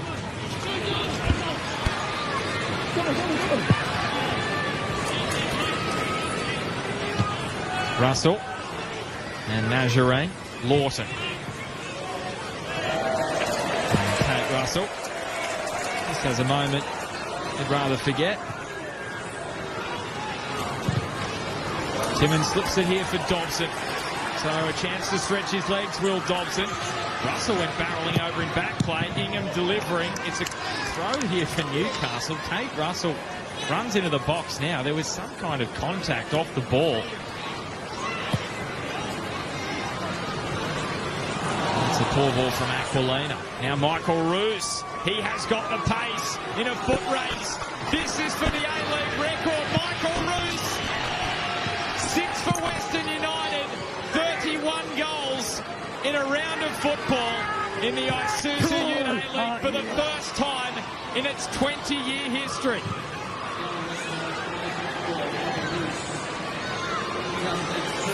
What a red letter day it has been for the green and black. Well, the Harvey Norman replay, it was just a foot race, wasn't it? And there was only going to be one winner. Look at the pace he uses there, and then it's just compose himself, assess where the keeper is, and he slots it through the legs of Noah James, who was stranded really. It's been a good day for Western United, and one to forget for the Newcastle Jets. So Michael Roos with 3 for the season now. You can see 12 for his career. He has been the super sub off the bench for them this season. He's just growing in confidence. If you are going to push for a championship, you need that depth across the squad. You need those players to come on and score goals off the bench, and he's done it once again here, late on. And Macca, aren't you excited? You've witnessed something special. Never done in 20 years of A-League action. 31 goals in a round. Yeah, well, it's been entertaining, hasn't it? From Friday night. So you can see on the Paramount Plus player index, no surprises, Reece Bozanovski with a double. He is clearly the leader. From Bozic and Danzaki, Grozos and Momba also up there for Newcastle.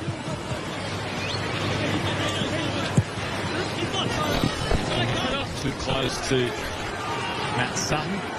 Well, I give it to the Jets players who have come on in Momba and Dane Ingham in particular. Those two have had an impact in the game. Yeah, they've helped to steady the ship a little. You know, when you look at the scoreline and you think 6-2, but they've probably been the two standouts for mine in the Jets 11. But when you look at Western United across the board, they've just been very good, haven't they? And there might be another one here. Nadowski hasn't scored in his A-League career. And the clearance from Wilmering. Searching for Rose. Western with a late flurry here. But Newcastle now have a chance to springboard through Dobson. Rolls it out to Rose. He has Scarcella. Rose is going to go himself. And once again, the desperation from Western to block a strike at goal. Yep. Can't disagree with you there. That out closing the ball as soon as they see that he's going to line up for the strike. Someone's out closing the space, not allowing the ball to travel. Did have a couple of options. Lockie Rose there. Momba and Ingham. Wilmering as well, I believe, put forward into the box.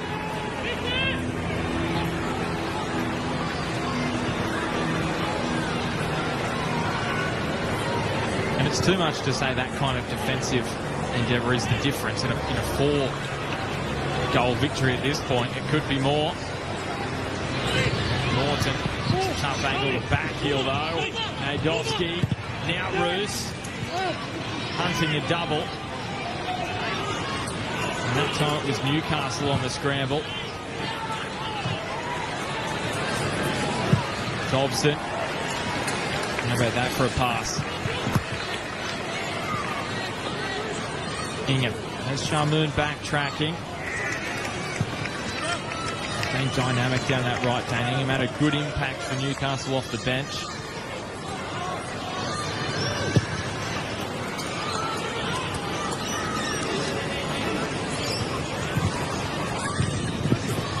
Rose hooks it around the corner for Ingham. And a corner for the Jets. It's been a profitable area of the pitch, that right-hand edge for the Jets in their second half.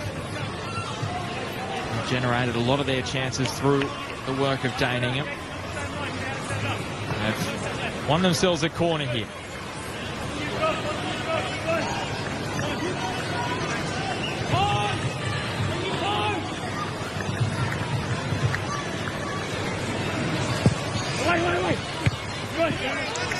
Away was the call, and that's exactly what the Western defence did. Landed hustling that back line alongside James Donachie excellently. 6 minutes of additional time we've got. Newcastle players will want that to speed up. They just want to get off the pitch and move into their focus. Their next match in a fortnight. That's the thing, they've got 2 weeks to stew on this.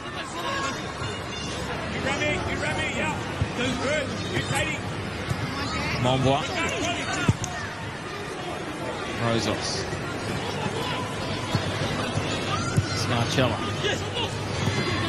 Dobson with time.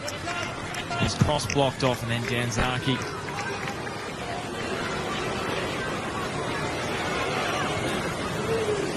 So Western, this result, 4 matches in a row they have now won, when this one is secured. Second time this season. Timmins was looking for the penalty. Daniel Elder saying he went down too easily. I tend to think you agree, Macca. Well, on first viewing, yes. Let's have another look here as he goes inside. And second viewing, a firm yes. And I have to say, he's probably lucky he didn't get a yellow card. Yeah. Fair enough, and maybe that's what Daniel Elder's saying. Well, VAR was giving it a check there, but I don't think they needed to have too much of a further look.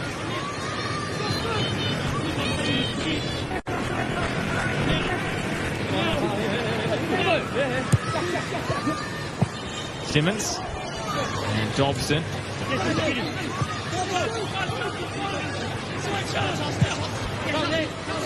Slid all the way through to Mobwa. Very, very tight angle, and you can see the frustration again for Lockie Rose. Absolutely giving it his all. But for Newcastle, it just hasn't been enough this afternoon. It was a famous victory on Wednesday night, but it has been a rude awakening on Sunday. They thought they were in really good nick coming up against Western. They've knocked over some big sides: City, Victory, Adelaide.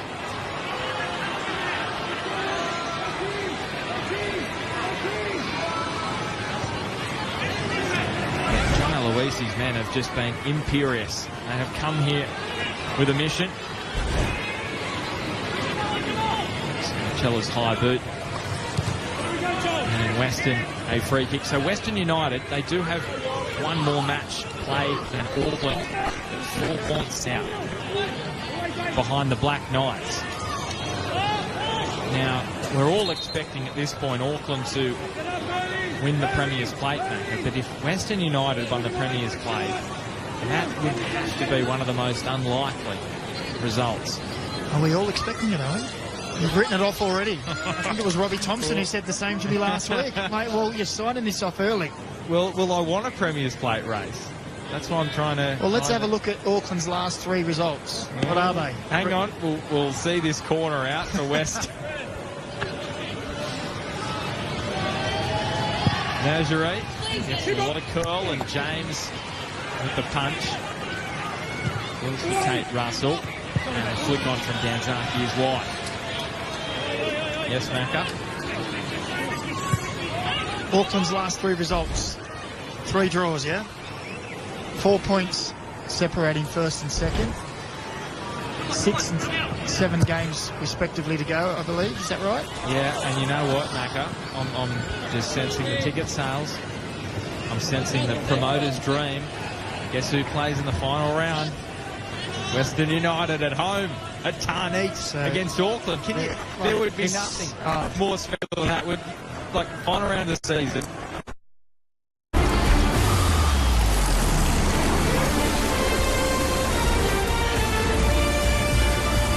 I wanted to pass under the bridge before that, but it could well happen. You never know.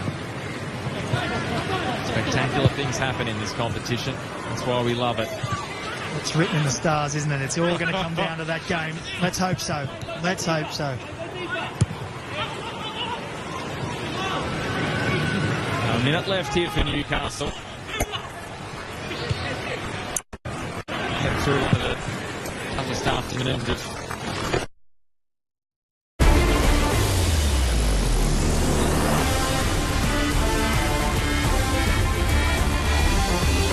Western United, one of the most impressive displays on the road from them. Just add it to the catalogue this season.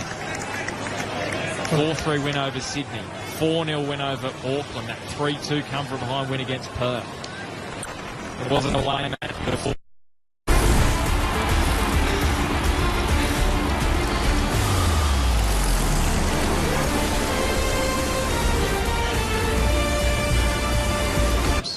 It's not bad going.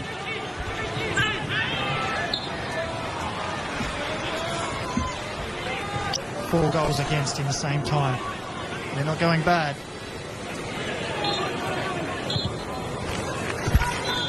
So it's a record equalling result for Western United. 4 straight victories. for the second time this season. And they will stay second on the table. They are 4 points off the Black Knights. The Premier's Plate race is well and truly on for John Aloisi's team, with their first victory over the Jets here in Newcastle since 2023. And for Newcastle, their 7-match undefeated run, their club record equaling run, has been ended with a thud.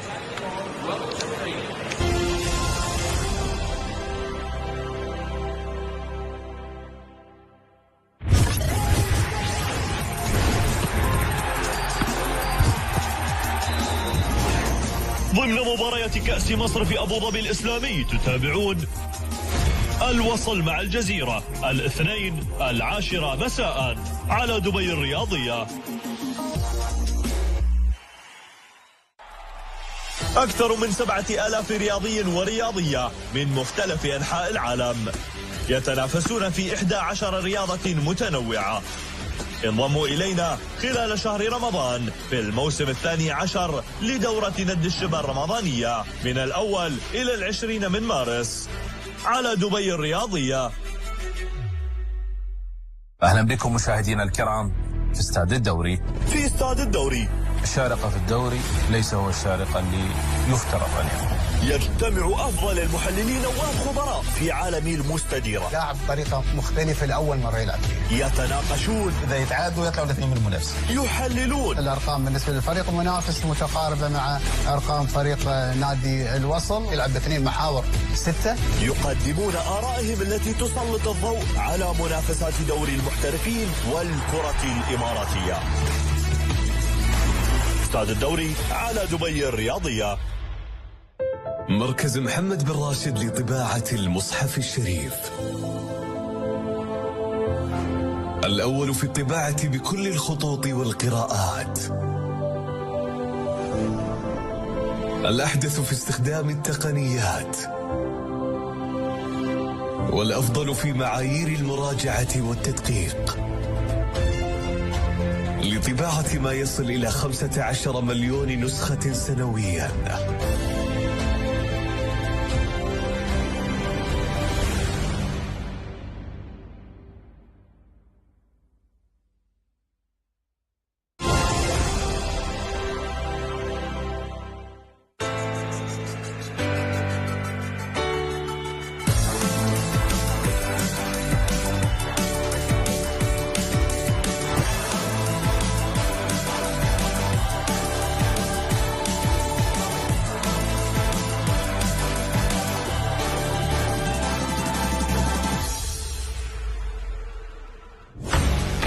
Hello and welcome to the show that brings you the best mix of adrenaline and alternative sports.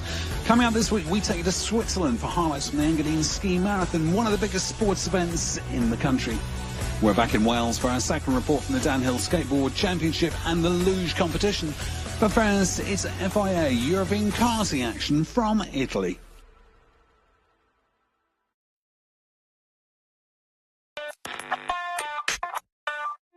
For the 5th year in succession, the FIA Karting European Championships come to Italy for the culmination of the European campaign in the KZ categories. The venue for 2024's finale, Cartodromo Val Vibrata, near the town of Teramo in the region of Abruzzo. With this region's history as fascinating as it is long, what better place for drivers representing more than 25 nations to finish their quests for glory in this year's FIA Karting European Championships.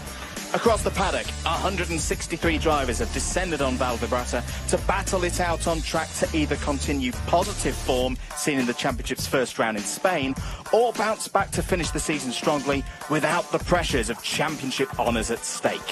After close racing throughout the season opener, all 3 European titles remain up for grabs here in Val Vibrata.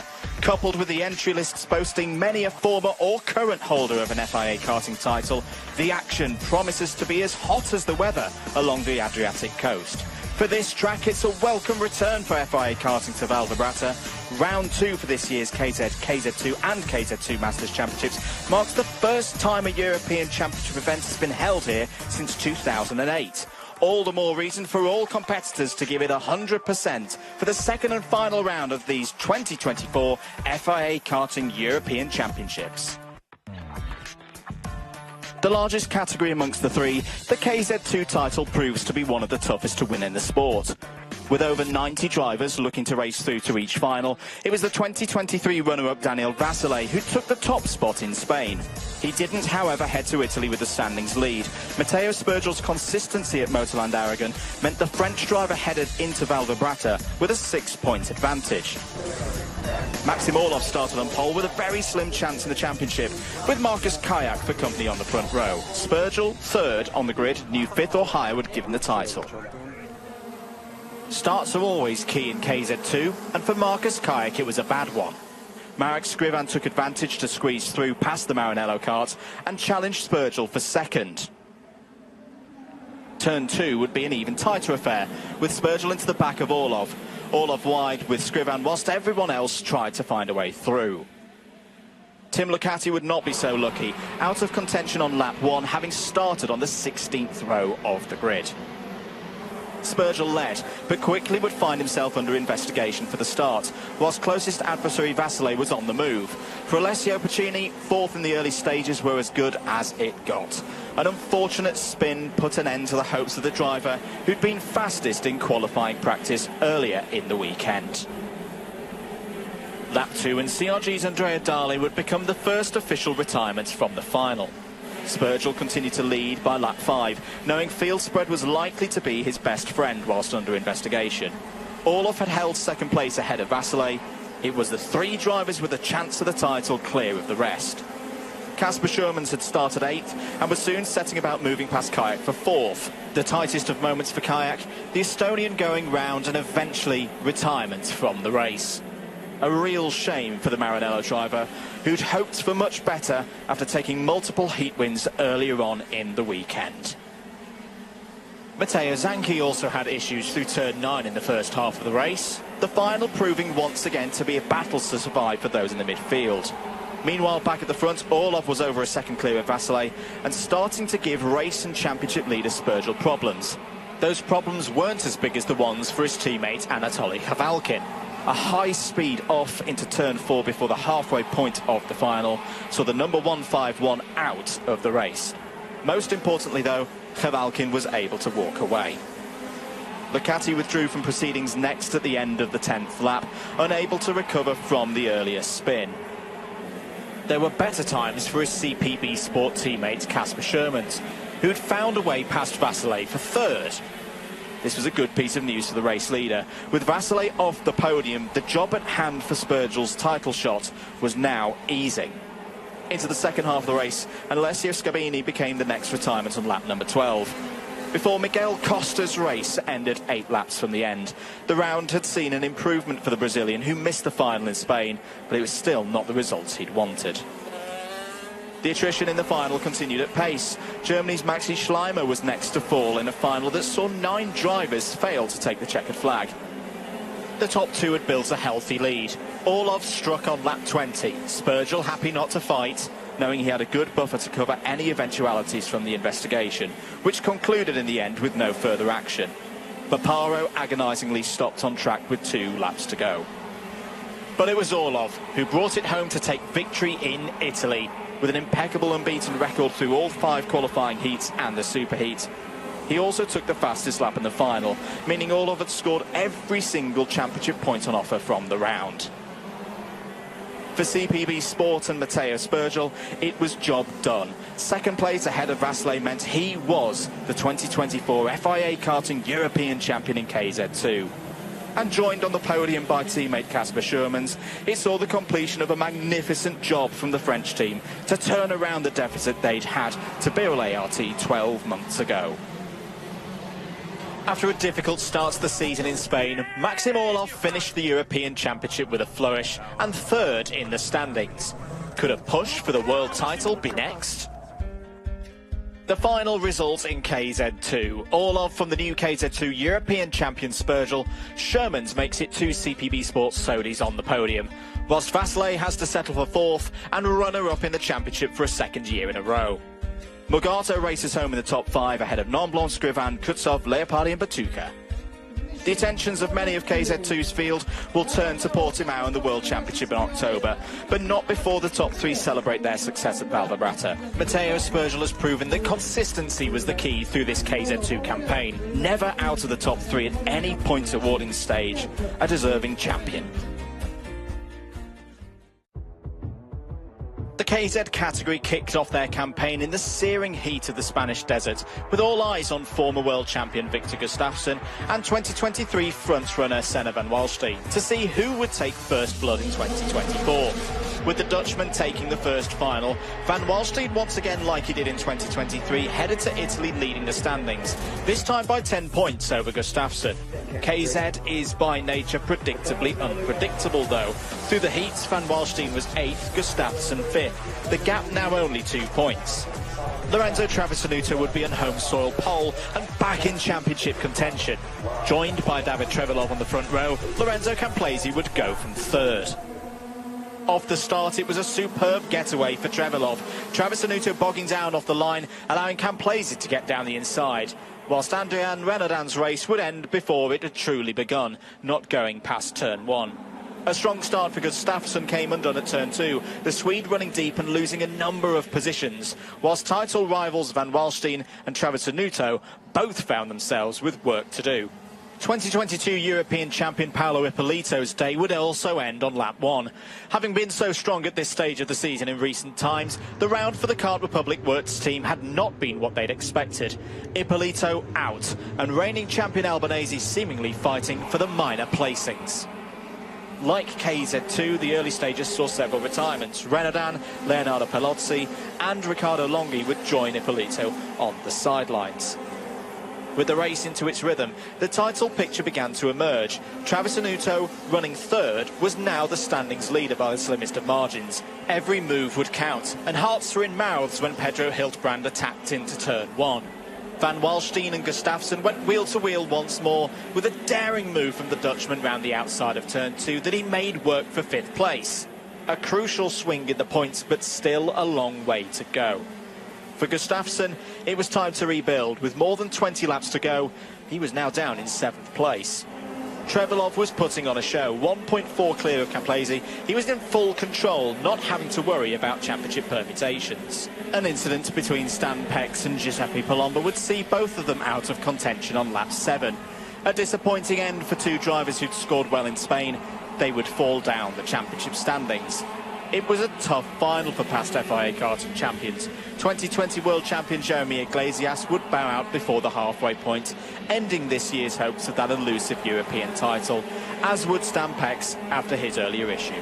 Back out on track, Travisanuto was assessing the situation behind Camplesi, whose 2nd place would mean 6 more points in the championship, a tally made even more important by Senna van Walstein now sitting 4th on the road. If Travisanuto could find a way through, he'd be tied on points again. And the move came on lap 17, a precise one down the inside. With Trevelov 1.5 seconds out front, the job was now clear for both Travisanuto and Van Walstein. Hold position and set the fastest lap. Van Walstein may well have been holding the fastest lap, but his bigger problem was trying to find a way past Camplesi whilst also holding off Pedro Hiltbrand. The battle for the podium would go on to the very end of the race.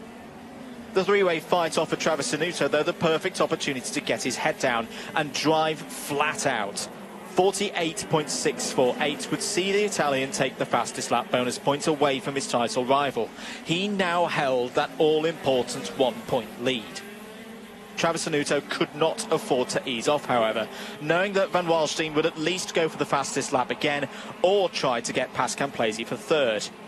Try as he might, Van Walstein simply could not find a way past an informed Camplesi. The pace he'd found from his Tony Kart during the superheat victory earlier in the day still very much there, for what was an inspired drive.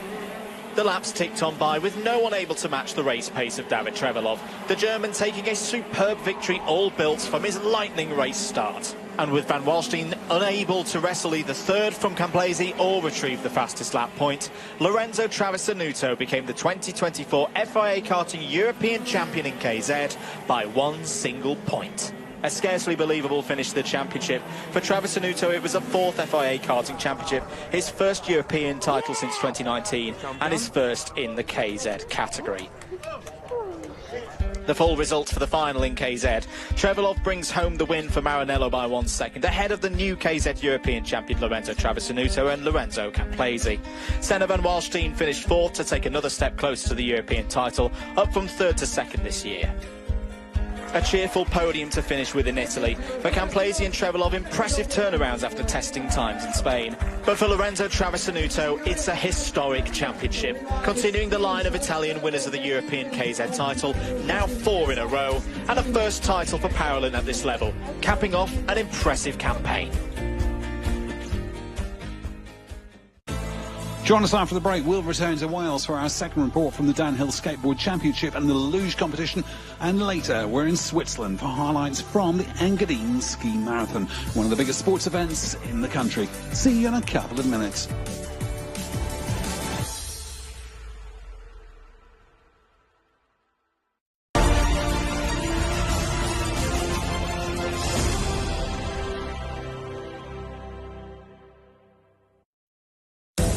حصريا ولأول مرة تتجه الأنظار إلى سباقات ناسكار. تعرض لكم دبي الرياضية 33 سباقا يتنافس فيها نخبة من السائقين العالميين بسرعات تصل إلى 340 كيلومترا في الساعة. تابعوا سباقات ناسكار حصريا على دبي الرياضية. مركز محمد بن راشد لطباعة المصحف الشريف، الأول في الطباعة بكل الخطوط والقراءات، الأحدث في استخدام التقنيات، والأفضل في معايير المراجعة والتدقيق، لطباعة ما يصل إلى 15 مليون نسخة سنوياً.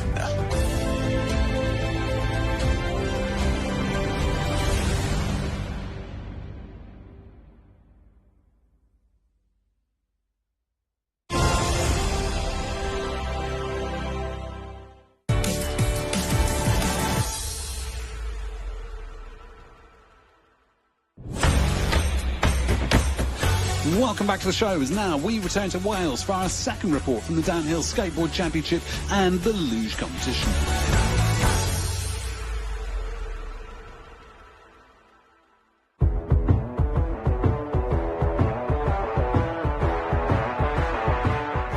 Welcome to Wales for our second report from round 2 of the Brinks World Downhill Skateboarding Championship. In our previous report, we saw all the qualifying and quarter-final action as we narrowed down the world's elite to just 8. Into the semi-finals, and the first heat is an all-British affair, with Andrew Spate and Josh Fieldwick facing off for a place in the final. We now head over to the live commentary team. So here we go. First of the men's semi-finals. Win this and you are guaranteed a medal here, and it's Josh Fieldwick again with the good start. And Fieldwick ahead of Spate here, and Spate has to do something. It's not Dan Pierk of the Netherlands. It is Fieldwick in the lead with Andy Spate in second place. Spate trying to run it tight on the exit. Can he get in the slipstream? Can he do anything? He's got the size advantage. You could see that Spate has a little bit more top end, but there's nowhere to go. Spate putting the pressure on Josh Fieldwick. Round the outside, and Spate's maybe going to try and cut tight on the inside of the turn. But it's Fieldwick who has put on a masterclass so far today. Not a lot Spate can do at the moment. The braking zone, and Spate has to think about maybe trying to dive on the inside. There's all he can do here on the exit from the chicane. Can Spate get close enough? There's nowhere to go. It's going to be a bit of a sprint for the line, but Josh Fieldwick just holds off Andy Spate. A little shake of the head from Spate, but Fieldwick into the final. A great run again from Josh Fieldwick. He is guaranteed a medal here. Now semi-final number 2. Colby Parks up against Phil Spencer. Colby Parks on the left-hand side of the road, the Canadian out of Ontario. Phil Spencer from Great Britain, they're neck and neck out of the start. Colby sitting up and, well, Spencer getting down low a little bit earlier, putting the pressure on Parks. They're going to be side by side into the first turn. Well, Spencer just moved in behind Parks there, but he's got to keep that connection, got to stay close. You never know. We saw how close Spate got in the previous semi-final. Bit of an advantage here, though. There's not a lot in it between Parks and Spencer. Through the hairpin, good clean exit from both riders. Parks with a bit of a cushion. Spencer not able to sit in the draft.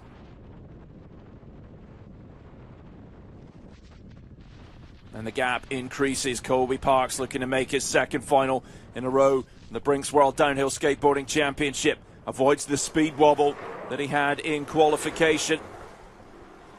And it's Colby Parks from Canada who takes his place in the big final.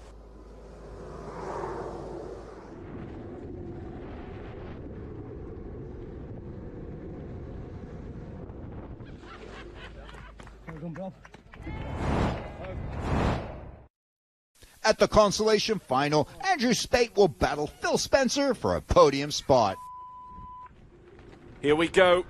Consi final in the luge underway. Strong looking start from both riders. They are neck and neck at the moment. Spate gets down low first on the board, side by side. Coming into turn 1. This is going to be super tight. Spate hits the brakes. Phil Spencer gets on the brakes a little later. And it's Phil Spencer with the advantage. Coming out of that turn, Spencer trying to hold off Andy Spate, who's got the size advantage through this section. He can build the speed a little bit quicker, but Spencer has been working so hard in the gym to get in shape. A huge credit to him for the work that he is doing off of the hill to be ready to battle it out on the hill against the world's best. But Andy Spate is going nowhere. Here he comes. Is he going to take a risk? Coming in to the chicane section. Spate still sitting in third place right now. Spencer has a little look. Has Spate got anything? Can he make a move through this section? It's not going to happen, and Phil Spencer is going to get third place, his first Brinks World Downhill Skateboarding Championship podium. And Andy Spate, with a smile on his face across the line. There won't be a happier man than Andy Spate to see Phil get on the podium today. Congratulations to Phil Spencer. Over the moon, can't believe it. Got in semis with Colby. Canadian dream, that guy. It was just an absolute honour to race with him. Got in consists with Andy. Just got him up push. I did give 2 extra pushes and got him into the first corner. So stuck it out best at track, and I know we were inches behind me. I could hear him all the way down, but just went for it, see what I could do. So Phil Spencer takes the third podium spot. Not long now until we find out who will be crowned King in Wales. With everything on the line, now it's time for the Open Street Luge Final. Colby Parks will declare victory in the 2024 season if he can win the next race. Only Josh Fieldwick stands in his way. Fieldwick has been defeated Andrew Spate in the semi-finals and finds himself up against the winner of round 1, the championship leader, Colby Parks. Here we go.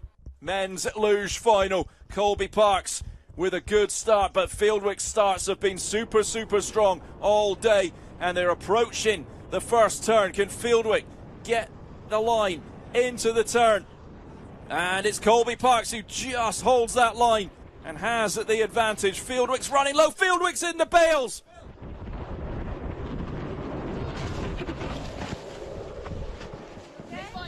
Fieldwick's in the bales. Colby Parks just has to come through. Colby Parks is out on his own. Fieldwick has worked so hard today. They're working on the bales at the top. He gets moving again. But Colby Parks is going to ride through to take his second victory in a row on the World Downhill Skateboarding Championship. Entering the chicane, and the Canadian is the form man this season.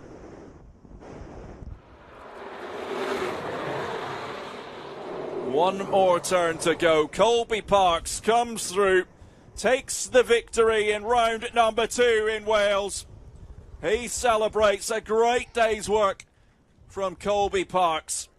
Victory again for the Canadian. 200 points now for him in the championship standings. Josh Fieldwick is still to complete the course. Fieldwick coming through. He will take a well-earned second place today for Josh Fieldwick. It has been great racing.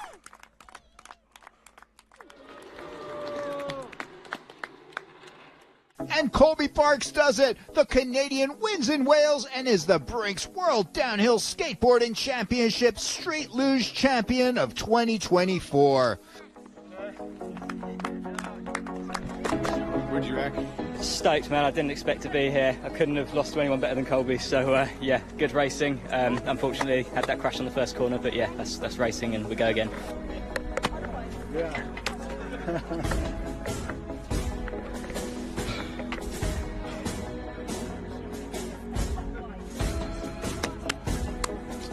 With it being best 2 out of 3 now, I have 2 wins, so that means I win the World Championship. So I've worked so hard over the summer to get my push, and I think that was the key today. Josh surprised everyone with his push, beat out top qualifier Oli, and then he beat out Andy. And I was worried about taking the outside lane for that last final, but in my run with Phil, it seemed like the outside lane had a bit of a dip, and I was able to get him enough that he had to brake into the first corner, and I just held it from there. So the push and all that work I've done has paid off. The final standings are Colby Parks with first, with Josh Fieldwick second, Phil Spencer third, Andrew Spate fourth, and Ulrich Becker fifth. In the World Championship standings, Colby Parks has now secured victory with 200 points. Ulrich Becker is second with 134, and Andrew Spate third with 125 points. In the qualifying series, Josh Fieldwick was on top of the podium with Phil Spencer in second and Ulrich Becker in third.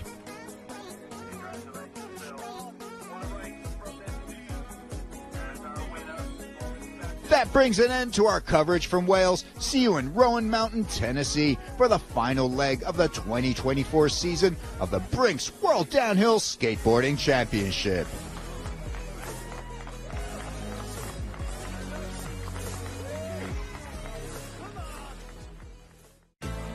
Join us after the break. We'll head to Switzerland for highlights from the Engadine Ski Marathon, one of the biggest sports events in the country. See you in a couple of minutes.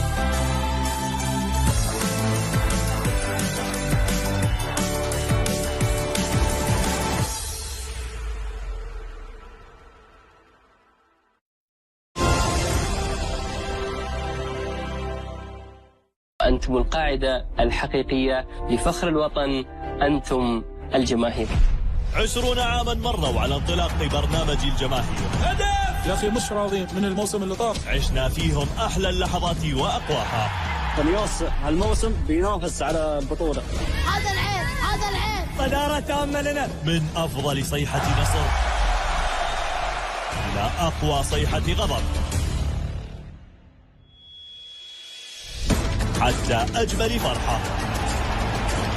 اشتقنا إليكم، لأصواتكم، حماسكم الذي لا ينقطع. أنتم الجماهير، أنتم حياة للمدرج. 20 عاما وما زلنا مستمرين معكم. الجماهير على دبي الرياضية. صقر كبير الواحد وله السمع والطاعة، هو ومن يتولى بعده. صح خلتهم سلاحك ما ينرفع بوجه الأعراب يا عدنان. جهز سلاحك. أشهد أن لا إله إلا الله. هذا منك كل شيء. سوي فيها اللي قاعد تسوي فيني الحين. أنت كلك تبع لأخوي محارب. لن أسمح بأن تستمر هذه الفوضى. مشاكلنا تنحل بيننا. واحة الأعرابي يوميا 11 مساء على سمد بي. رمضان نور سمانا.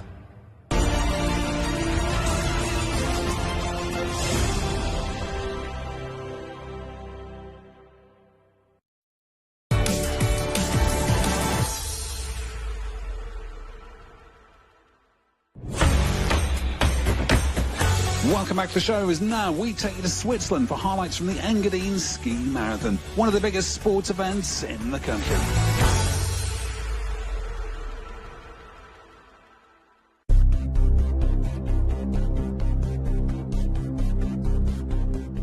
Once a year, thousands of cross-country skiers from around the world descend on the Engadine, one of Switzerland's most picturesque high alpine valleys, to take part in the Engadine Ski Marathon, one of the biggest sports events in Switzerland. The Engadine Ski Marathon has been around since 1969. It's been a success story right from the start, and also this year we have almost 13,000 participants who've registered. They come from over 60 different countries, so pretty much from all over the world, to take part in the world's second biggest cross-country skiing event. The Engadine Ski Marathon covers 42 kilometres through all the communities here. I think it's the one event where we can present ourselves and show how sensational our high valley is. But the Engadine is a year-round destination. In winter we have sensational skiing, and what makes our valley stand out is the lakes, where you can enjoy sailing, surfing, kite surfing and all sorts of sports. Mit Segeln, Surfen, Kitesurfen, x-beliebige Sportarten haben. With four-time Olympic champion and the four-time winner of the Engadine Ski Marathon, Dario Cologna, we of course have a real celebrity starting here. We have Justino Cavalci, a double Olympic and double world champion, and in the women's race there is Therese Jörg, who really is the cross-country skiing superstar. But we also have a lot of good up-and-coming athletes from Switzerland, from the Swiss ski men's team and some strong French skiers. It's always a very good mix of real top stars and amateur athletes. Und der ganze breite Sportler. The first race of the Engadine Ski Marathon week is the women's race, where the female-only start field tackles the scenic 17-kilometre course. Before the start in Samadan, all eyes are on the four-time Olympic champion, Therese Jörg.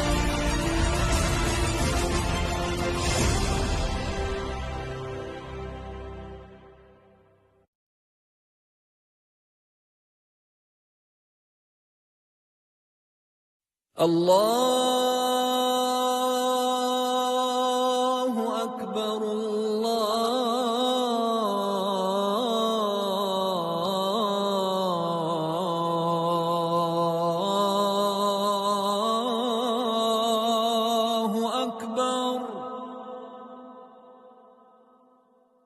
الله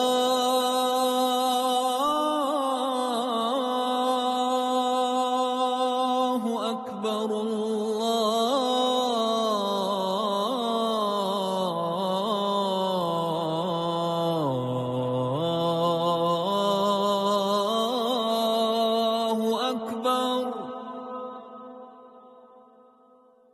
أشهد أن لا إله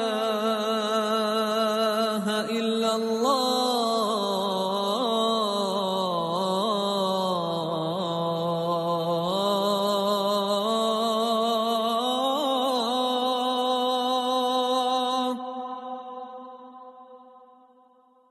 أشهد أن لا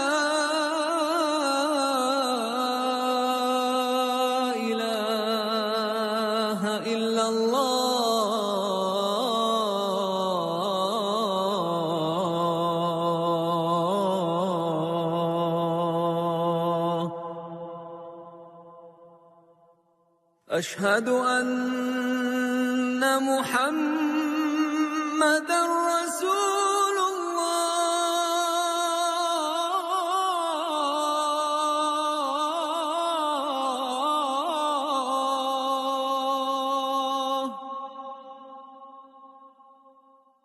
أشهد أن محمدًا رسول الله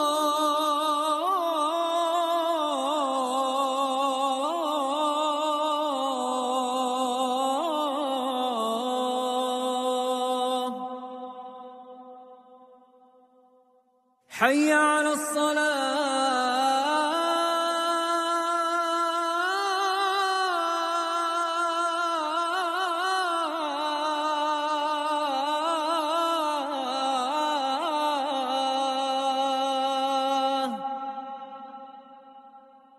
حي على الصلاة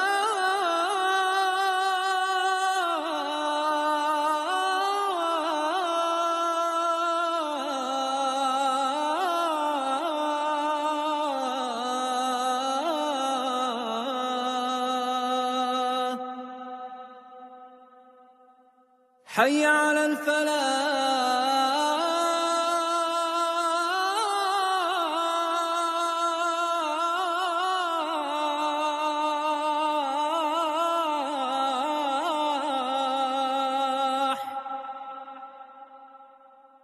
حي على الفلاح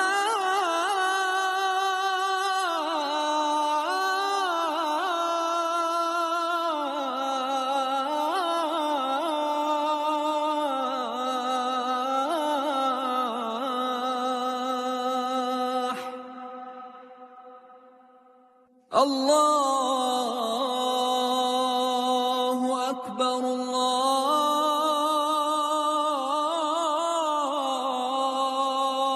الله أكبر لا إله إلا الله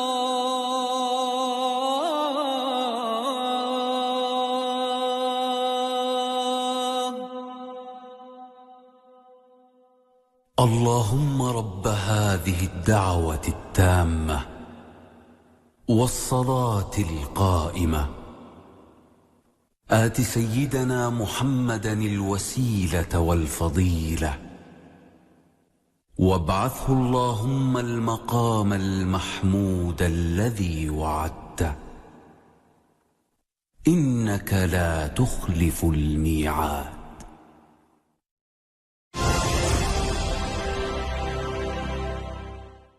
From Norway, who competes in her first race after a 2-year maternity leave. I think I will be really nervous because it's 2 years since I have competing. I think maybe, you know, the head think that you are in the same shape as you was for 2 years ago. Amongst the hundreds of women are some who also use the Engadine Women's Race to raise awareness and money for charity. I raced for Matchday, which is Pink Ribbon, and it's about breast cancer prevention, and the pink bear was kind of obvious as a costume. There are only women doing this race, and I think it's going to be a really cool atmosphere. It'll be fun to take part. As the start gun goes, around 1,000 female skiers set off for the first race of the Engadine Ski Marathon Week. Straight from the start, Norwegian superstar Therese Johaug sets the pace, and despite having a 2-year break from competitions, the 14-time world champion is in a league of her own.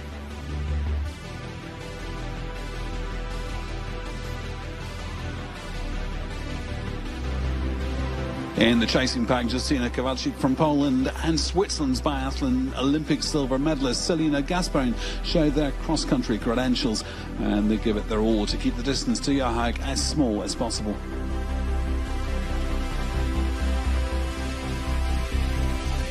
Whilst Therese Johaug is racing on her own at the front of the field, hundreds of women enjoy their time together on the course during the 23rd Engadine Women's Race as they take in the crowd support and stunning Engadine landscape.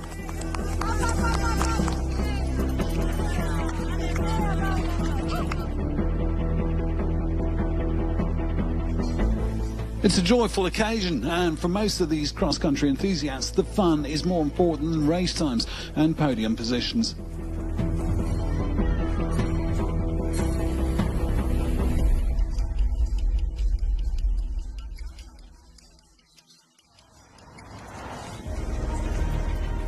Back at the front, Therese Johaug still dominates the race with the same group of 7 women in chase.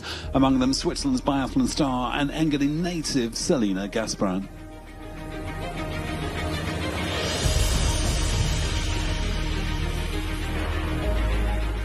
After a dominant race, 14-time world and 4-time Olympic champion Johaug crosses the finish line with a huge gap ahead of the rest of the field, clearly enjoying her comeback to cross-country racing.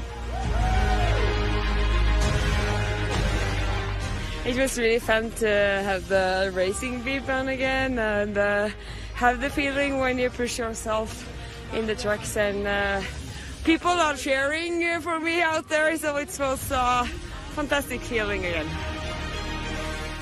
In second place, another former Olympic champion, Justyna Kowalczyk from Poland. And also happy with the race, but more so with the return to her native Engadin biathlete Selina Gasperin.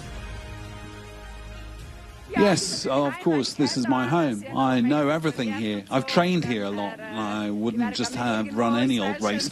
So yeah, this is a real homecoming.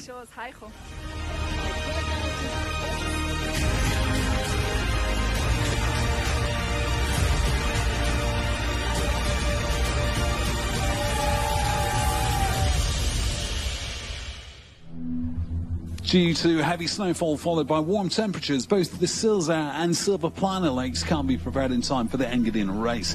So this year's start is moved to Silvaplana. Another logistical challenge that Menderi Kasper and his team have to deal with. It's a complex and big undertaking. We have around 1,000 volunteers that work here and need to know where they need to be and when. We've got 8 stations on the course and we need around 20,000 litres of warm water for them on race morning. Then we have to organise the transport of all the participants to the start. We have more than 64 buses we've collected from all over Switzerland, and they're just there to drive the people to the start. We've also got 40 military trucks that transport the participants' clothes from the start to the finish.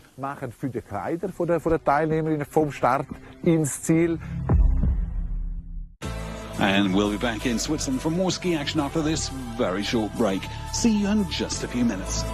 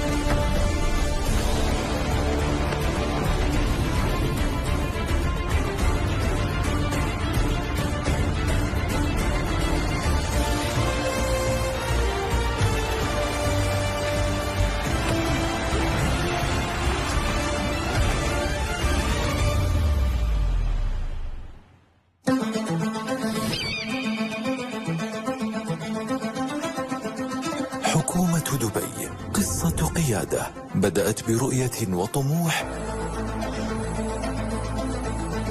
وتستمر بالإنجاز والريادة.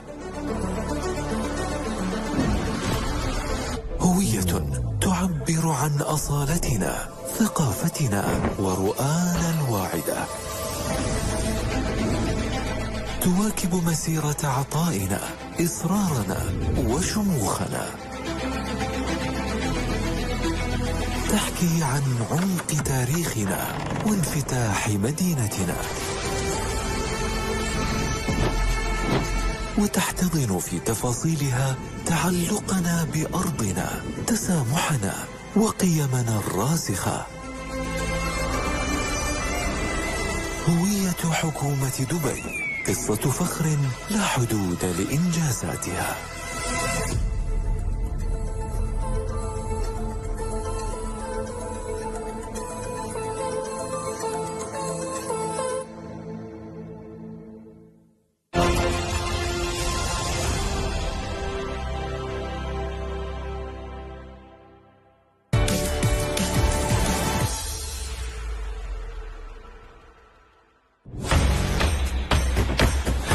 Welcome back to the show, as now we return to Switzerland for highlights from the Engadine Ski Marathon, one of the biggest sports events in the country.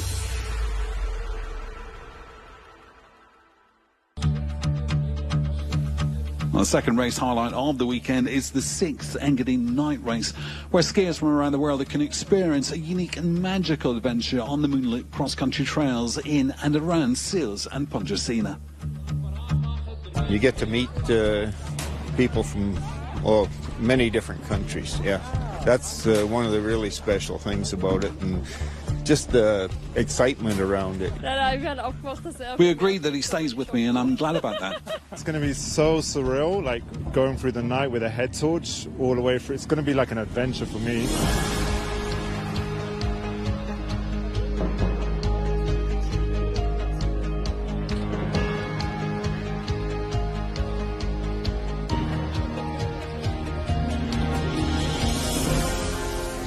As the start gun goes, around 800 skiers make their way into the Engadine Night to tackle the modified 16-kilometre course that runs for the first time from La Pont through Samadan to Pontresina. For many, this is an adventure of a lifetime.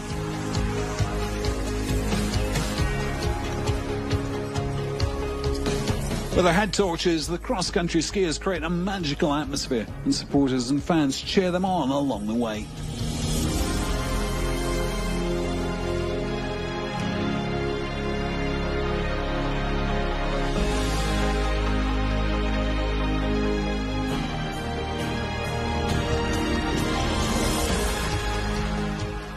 As the hundreds of cross-country skiers approach the end of the 16-kilometre course, hot refreshments help them to tackle the last few kilometres.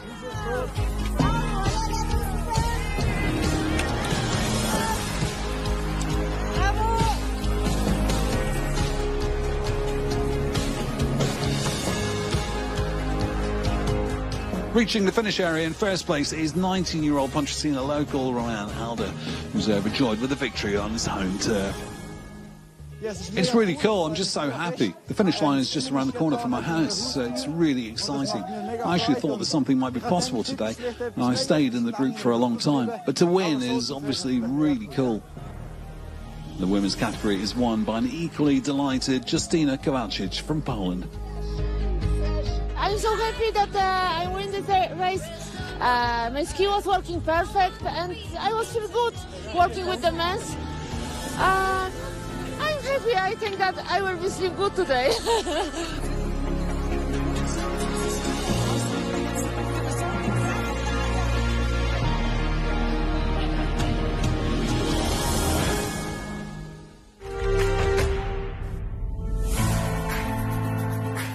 Another Swiss skier with his own ambitions is the winner of this year's night race, 19-year-old Pontresina local Roman Alder, who hopes that the home field advantage will also help him for the Engadina. We always train on the trails of the Engadine Ski Marathon. We know the course inside out and have watched the race for decades. We've seen over and over again where the important turns and course parts are, and that's what we train for. Dario Cologna, the best Swiss cross-country skier, is of course a massive legend. As a small boy, it was always really exciting to watch my idol at the Engadine Ski Marathon, to experience him skiing past right in front of my eyes. And now we have races where we compete against Dario, and that's obviously a lot of fun. I think I particularly like cross-country skiing because you get to know yourself extremely well. Your body, how far you can push yourself, what your limits are. It's so multifaceted, which you possibly won't experience when you look on from the outside, but definitely do when you take part and experience the ski marathon. It's the race morning, and as thousands of cross-country skiers from around the planet arrive at the start area in Silverplana to get themselves ready for the world's second biggest cross-country ski race, heavy snowfall makes for interesting conditions. As is customary, the elite field with the professional skiers will lead the charge onto the slightly shortened new course. And even for seasoned pros like four-time Olympic champion Cologna, these weather conditions will be a difficult challenge. Yes, it's definitely harsher than in previous years because it's icy and the ground is very hard. I'm slowly starting to get nervous. The atmosphere is building up, everyone's here, and soon it all starts.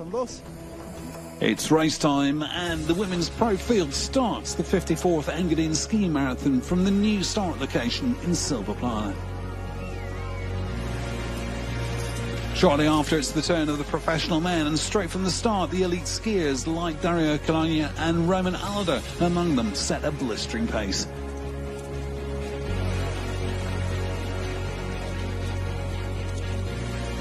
Fighting for a good position in the early stages is essential, but for now the pack sticks together. And soon after, the first amateurs also start their Engadine Ski Marathon journey. In the women's race, France's Flora Dolce is the early pacemaker, and a few kilometres into the race, she's put distance between herself and the three chasers. In the men's race, Dario Cologna takes an early lead, but Roman Alder and a couple of other young Swiss skiers and the rest of the field stay in touching distance. And shortly after, Alder moves past his idol into first place.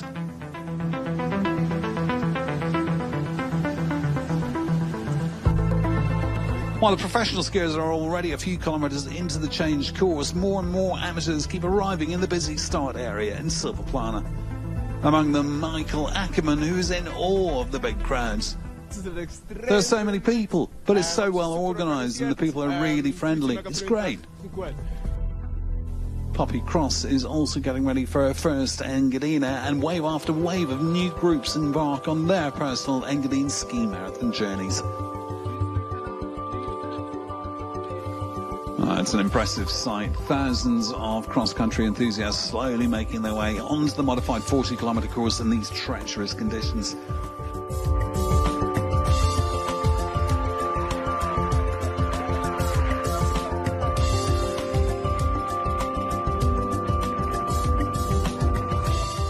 In the meantime, a group of three skiers, Flora Dolce, Engadine local Juliana Vera and France's Maëlle Vert, have made a break in the women's field and charge ahead at full steam.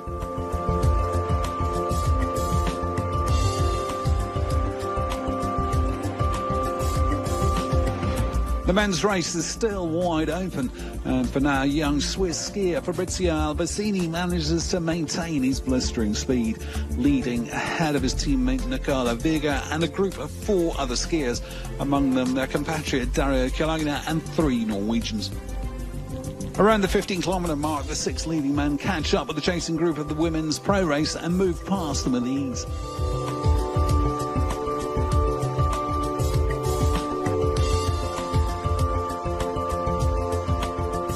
At this point, Albacini and Vega are still leading the charge, but the group of six stay close together.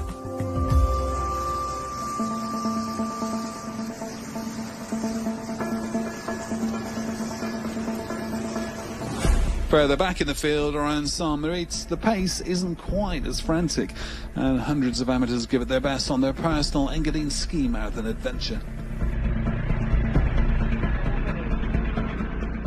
Despite the heavy snowfall, the support along the course is as good as ever, and buoyed by the cheering fans, thousands of skiers make their way through the Engadin's picturesque winter wonderland.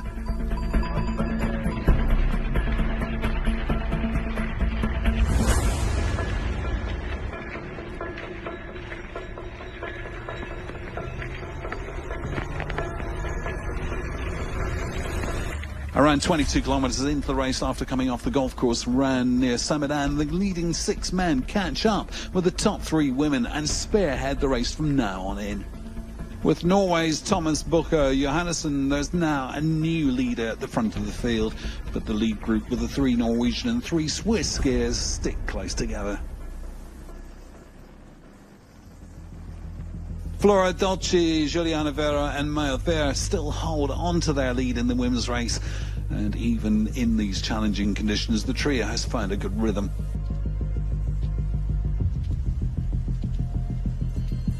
Pushing hard on some of the strenuous uphills, 21-year-old Maëlle Ver now takes control of the race.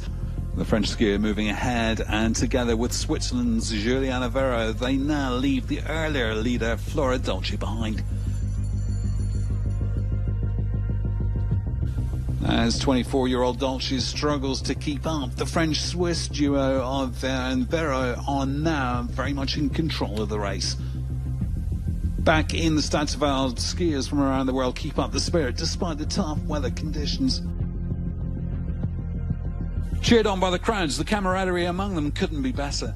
And for all of them, this will be an unforgettable experience that will live with them for the rest of their lives.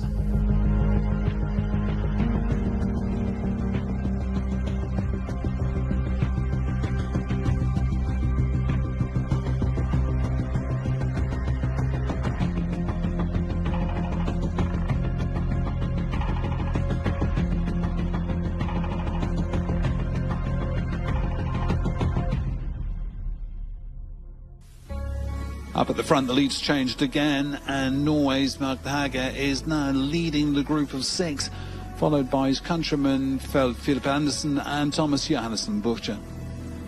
Also still in the mix, Switzerland's cross-country legend Dario Calogna and the 2 youngsters Fabrizio Albacini and Nicola Viga. They've left their teammate Roman Alder out of this sight.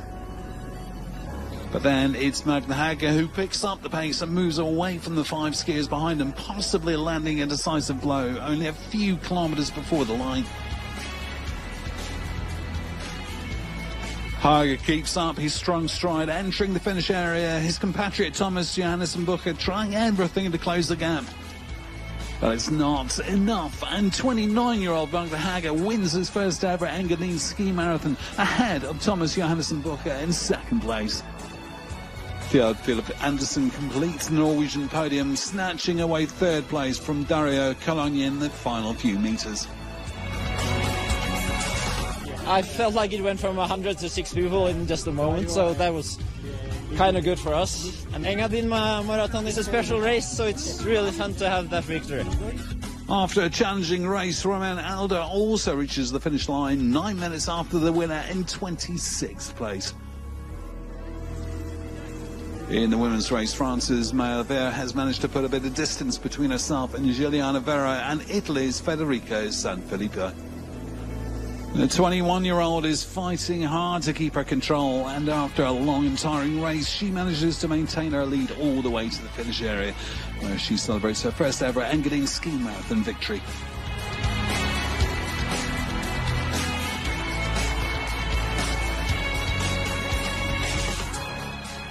Last year's winner, Juliana Vera from Switzerland, can't quite repeat that success, but crosses the line in 2nd place to celebrate her 2nd consecutive Engadin podium.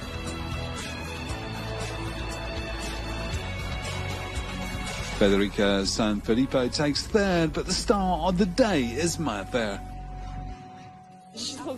I'm very happy I've won this race. I wasn't really expecting too much, as there was a big group of girls, some of them big names. So yeah, it's nice that it worked out for me. As the winners celebrate their Engadin ski marathon victories, more and more amateur cross-country skiers reach the finish line. After more than 4 hours on the 40-kilometre course, ALeague Michael Ackerman also manages to finish his first ever Engadina.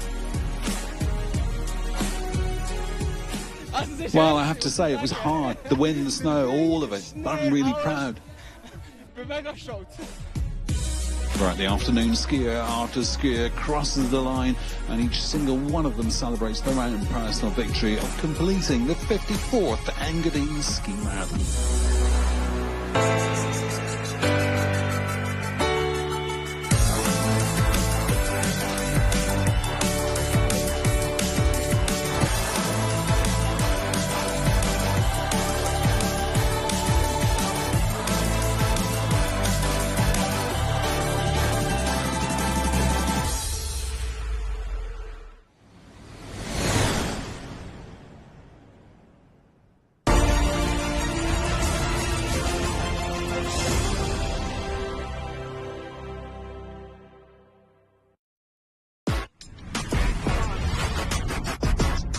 تتابعون ضمن الدوري التركي لكرة الطائرة للسيدات، كما يلقب بدوري السلاطين، وهو أفضل دوري للسيدات في تركيا والعالم. غالاتا سراي مع كوزيبورو الأربعاء 6:00 مساء على دبي الرياضية. أهلا بكم مشاهدينا الكرام في استاد الدوري. في استاد الدوري الشارقة في الدوري ليس هو الشارقة اللي يفترض عليها. يجتمع أفضل المحللين والخبراء في عالم المستديرة. لاعب بطريقة مختلفة لأول مرة يلعب. يتناقشون، إذا يتعادلوا يطلعوا الاثنين من المنافسة. يحللون. الأرقام بالنسبة للفريق المنافس متقاربة مع أرقام فريق نادي الوصل. يلعب باثنين محاور 6. يقدمون آرائهم التي تسلط الضوء على منافسات دوري المحترفين والكرة الإماراتية. استاد الدوري على دبي الرياضية. الحين تبدأ المنافسة. قرار واحد يغير لك النتيجة. تتجرأ تاخذ الخطوة؟ لا تتسرع، فكر أكثر وخذ قرارك. صناديق قدامك كلها مفاجآت.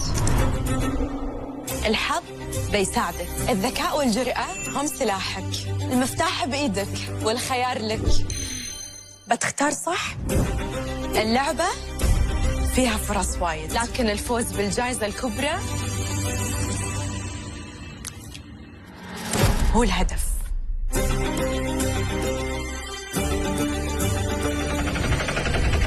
جاهزين للتحدي؟ وهذا آخر كلام. آخر كلام يوميا عند منتصف الليل بتوقيت دبي، معا في رمضان.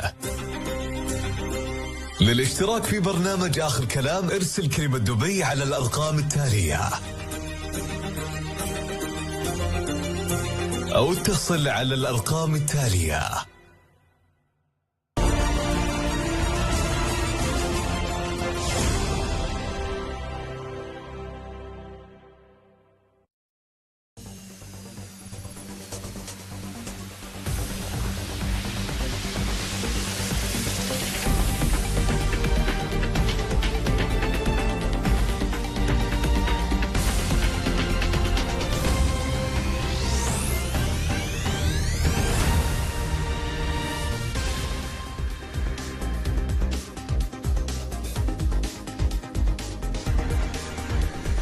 من مركز الأخبار التابع لدبي للإعلام، أنا محمد المهيري أحييكم، وهذه نشرة الأخبار الرياضية وإليكم العناوين.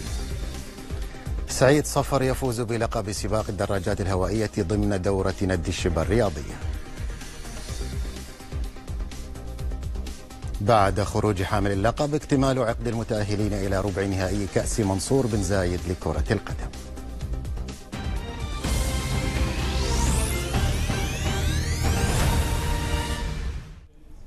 أكد معالي الشيخ حمدان بن مبارك آل نهيان رئيس اتحاد الإمارات لكرة القدم على ضرورة التركيز خلال مباراتي منتخبي إيران وكوريا الشمالية وتقديم الأداء المناسب الذي يضمن تحقيق المنتخب لأهدافه في هذه المرحلة من التصفيات المؤهلة إلى نهائيات كأس العالم 2026. جاء ذلك خلال لقاء معاليه أعضاء الجهاز الفني والإداري ولاعبي منتخبنا الوطني في مقر إقامتهم في منطقة جبل علي بحضور نائبي الرئيس وأعضاء مجلس الإدارة. أصدر سمو الشيخ فلاح بن زايد آل نهيان رئيس نادي غنتوت لسباق الخيل والبولو قرارا بإعادة تشكيل مجلس إدارة نادي غنتوت لسباق الخيل والبولو برئاسة سموه وعضوية كل من سعادة سعيد بن حوفان المنصوري نائبا للرئيس وعيسى حسن المنصوري وزايد خليف الزعابي وعامر حسين الصيعري أعضاء وخالد سعيد المرزوقي عضوا منتدبا ومديرا تنفيذيا. وتمتد فترة التشكيل الجديد لمجلس الإدارة لمدة 3 سنوات ويجوز تمديدها لمدة مماثلة. فاز الدراج سعيد صفر من فريق شرطة دبي بلقب سباق الدراجات الهوائية ضمن فعاليات النسخة 12 من دورة ند الشبه الرياضية، الحدث الرياضي الأكبر من نوعه والذي يقام سنويا خلال شهر رمضان المبارك. وتمكن سعيد صفر من التفوق في السباق الذي شهد مشاركة 1200 دراج من الإماراتيين والمقيمين من الرجال والنساء سواء من الهواة أو المحترفين من لاعبي الأندية، لينتزع اللقب، فيما حل الدراج راشد البلوشي في المركز الثاني ومن خلفه حل ماجد الخاطري في المركز الثالث.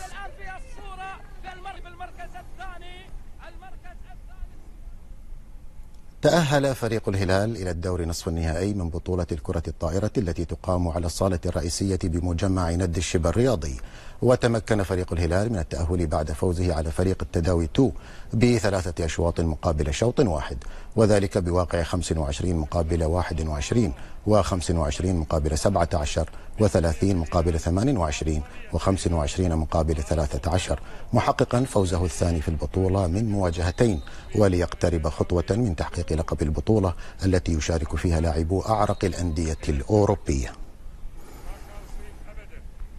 تمكن فريق الحرس الوطني من تصدر ترتيب مجموعته في بطولة شد الحبل ضمن منافسات فئة الدوائر والمؤسسات الحكومية، حيث فاز على فريق الدفاع المدني برأس الخيمة بنتيجة 2-0، كما فاز فريق الدفاع المدني بدبي على فريق مؤسسة دبي للإعلام بنتيجة 2-0. وفي الجولة الثانية فاز فريق الدفاع المدني برأس الخيمة على فريق مؤسسة دبي للإعلام بنتيجة 2-0، كما فاز فريق شرطة دبي على فريق الدفاع المدني بدبي بنتيجة 2-0.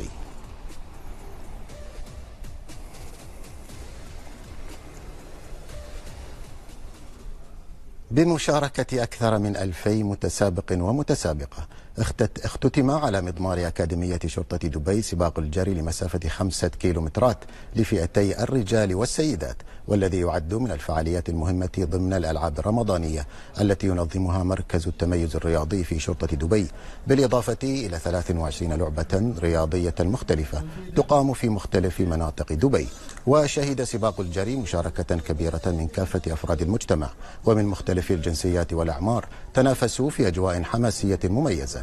وفي ختام السباق قام العميد بدران الشامسي مساعد القائد العام لشؤون الأكاديمية والتدريب وعدد من الضباط والقيادات الرياضية بتكريم أصحاب المراكز الأولى لسباق الجري، إلى جانب تتويج أبطال منافسات الرماية والشطرنج.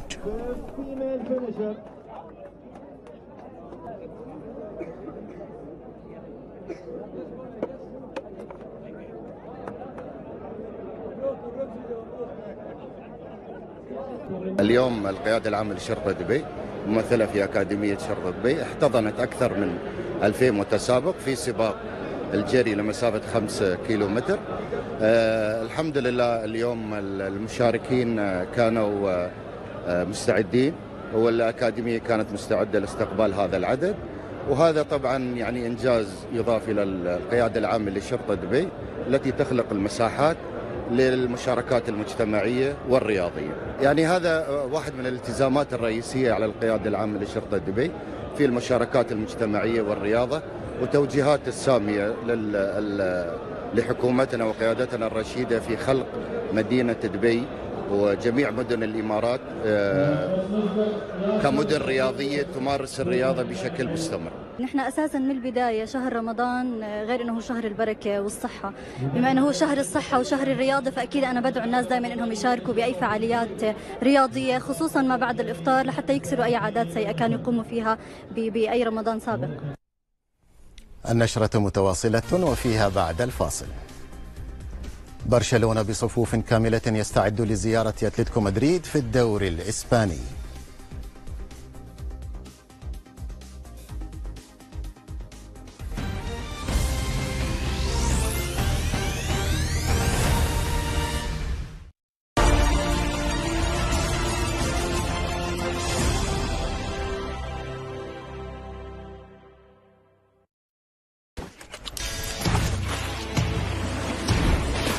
السباق البحري الأكثر إثارة في العالم ينطلق مجددا من لوس أنجلوس. قوارب شراعية بتقنيات عالية وسرعات قياسية تتنافس على لقب البطولة للفوز بالجائزة الكبرى. سباق CLGB الاثنين والثلاثاء 1 بعد منتصف الليل مباشرة على دبي الرياض.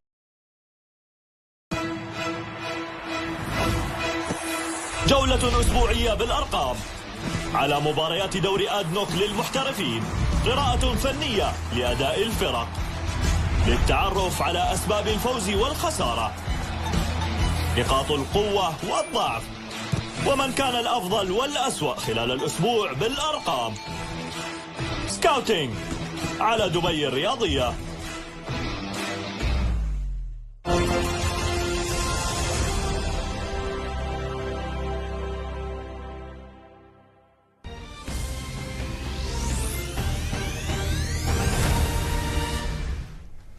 أهلا بكم من جديد. ودع مكتب الشؤون القانونية بطل النسخة الماضية من كأس منصور بن زايد لكرة القدم المنافسات من مرحلة المجموعات بعدما خسر مباراته في الوقت القاتل أمام قطاع المشاريع الهندسية والفنية بهدف دون رد في آخر مواجهات المجموعة الرابعة. كما تأهل مكتب شؤون المواطنين والمجتمع بعد فوزه برباعية على قطاع الخدمات المساندة. وكانت قرعة دور الثمانية قد أوقعت فريق مكتب الأمين العام والأرشيف في مواجهة المكتبة الوطنية، فيما سيكون اللقاء الثاني بين مدارس الإمارات الوطنية وقطاع المشاريع الهندسية والفنية. أما المباراة الثالثة فتجمع دائرة القضاء بمكتب الشؤون الخاصة، وتختتم الأمسية بمباراة بين مكتب شؤون المواطنين والمجتمع وقطاع الشؤون المالية والمشتريات. نحن حاليا تقريبا وصلنا إلى نص البطولة. ملامح الفرق اللي نقول مثلا الفرق اللي هي القوية اللي احتمال فرصتها بالفوز أكبر يعني تقريبا ظهرت. عندنا دور الثمانية إن شاء الله يوم الأحد. الدور الثمانية بتكون مباريات مضغوطة، هي عبارة عن 4 مباريات للفرق اللي تأهلت أوائل المجموعات وثواني المجموعات، كلها في يوم واحد 4 مباريات من غير أوقات إضافية. بتكون 20 دقيقة 20 دقيقة، وإذا في أي تعادلات تتحول إلى ضربات ترجيحية. نقول حظوفر الفرق اللي غادرت، ونقول للجماهير حياكم الله. نحن عندنا إن شاء الله من دور الثمانية سحب للجماهير، جوائز للجماهير وجوائز قيمة إن شاء الله بتكون. في إسبانيا تدرب برشلونة على أرضه قبل السفر إلى العاصمة مدريد لزيارة مضيفه العنيد أتلتيكو مدريد في الجولة 28 من الدوري الإسباني لكرة القدم. يتصدر برشلونة الدوري ب57 نقطة من 26 مباراة ولديه مباراة مؤجلة، بينما يحتل مضيفه أتلتيكو مدريد المركز الثالث ب56 نقطة من 27 مباراة. ويتطلع برشلونة المنتشي بتأهله إلى ربع نهائي دوري أبطال أوروبا إلى الفوز على مضيفه الصعب ليعزز آماله في الفوز بلقب الدوري هذا الموسم. أقول هذا دائما عن أندية الدوري الإسباني، إنهم يعرفون كيف يلعبون كرة قدم. ليس من السهل الفوز على كل هذه الفرق لأنهم يمتلكون شيئا مميزا، هذا أمر جيد. نحن الآن في وضع ممتاز ومستوانا جيد وبل رائع. أنا سعيد جدا بذلك. إذا كنا مركزين وقدم كل لاعب أفضل ما لديه، أعتقد أن لدينا إمكانيات كبيرة في الفريق.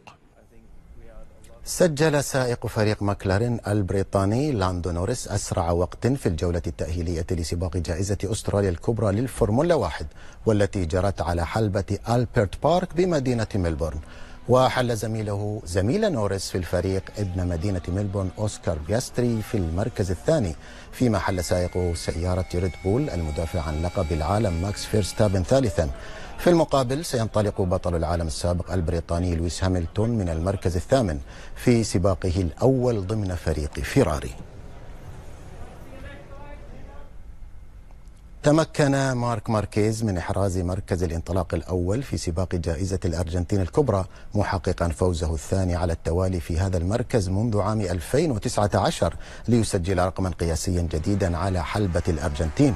وسجل بطل العالم 6 مرات الزمن الأسرع في دقيقة و36 ثانية ليكون هذا التوقيت هو الأول من نوعه في تاريخ الحلبة، فيما جاء شقيقه أليكس ماركيز في المركز الثاني مع فريق غريسيني ريسينج، بينما احتل الفرنسي يوهان زاركو سائق فريق LCR هوندا المركز الثالث.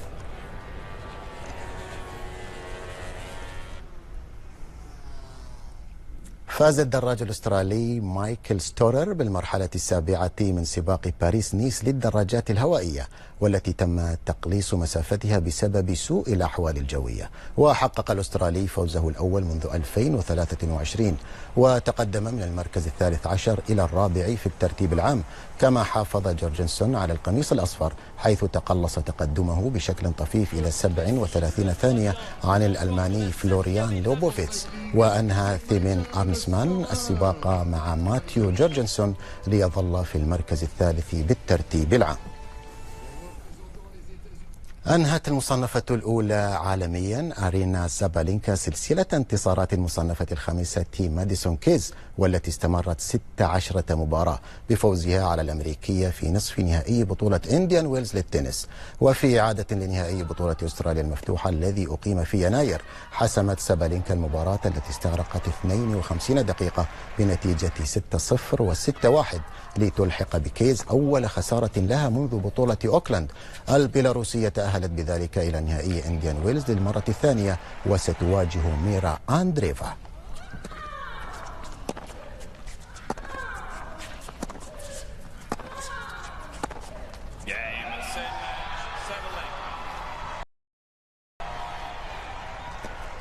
بدورها تمكنت اللاعبة الشابة ميرا أندريفا من إيقاف مسيرة حاملة اللقب البولندية إيغا شيفيونتك في سعيها للفوز بلقبها الثالث في إنديان ويلز للتنس، بعد أن فازت عليها بواقع 7-3 و6-3 و6-1 لتتأهل إلى النهائي. وبهذا الفوز أنهت أندريفا سلسلة انتصارات شيفيونتك التي استمرت 10 مباريات في إنديان ويلز، كما حققت أندريفا فوزها الثاني على شيفيونتك في غضون 3 أسابيع بعد أن فازت عليها في ربع نهائي بطولة دبي.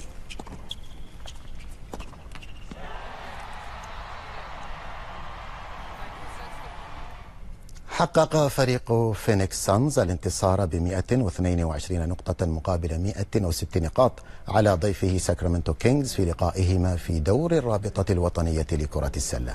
سجل ديفن بوكر 22 نقطة، وأضاف زميله كيفن دورانت عددا مماثلا من النقاط ساعدت فريقهما على تحقيق الفوز، كما سجل تايس جونز 6 ثلاثيات من جملة 20 نقطة التي أحرزها لصالح فينيكس. في المقابل قاد ديمار دي روزان هجوم ساكرامنتو ب 23 نقطة، وأضاف زاك لافين 21 نقطة للفريق.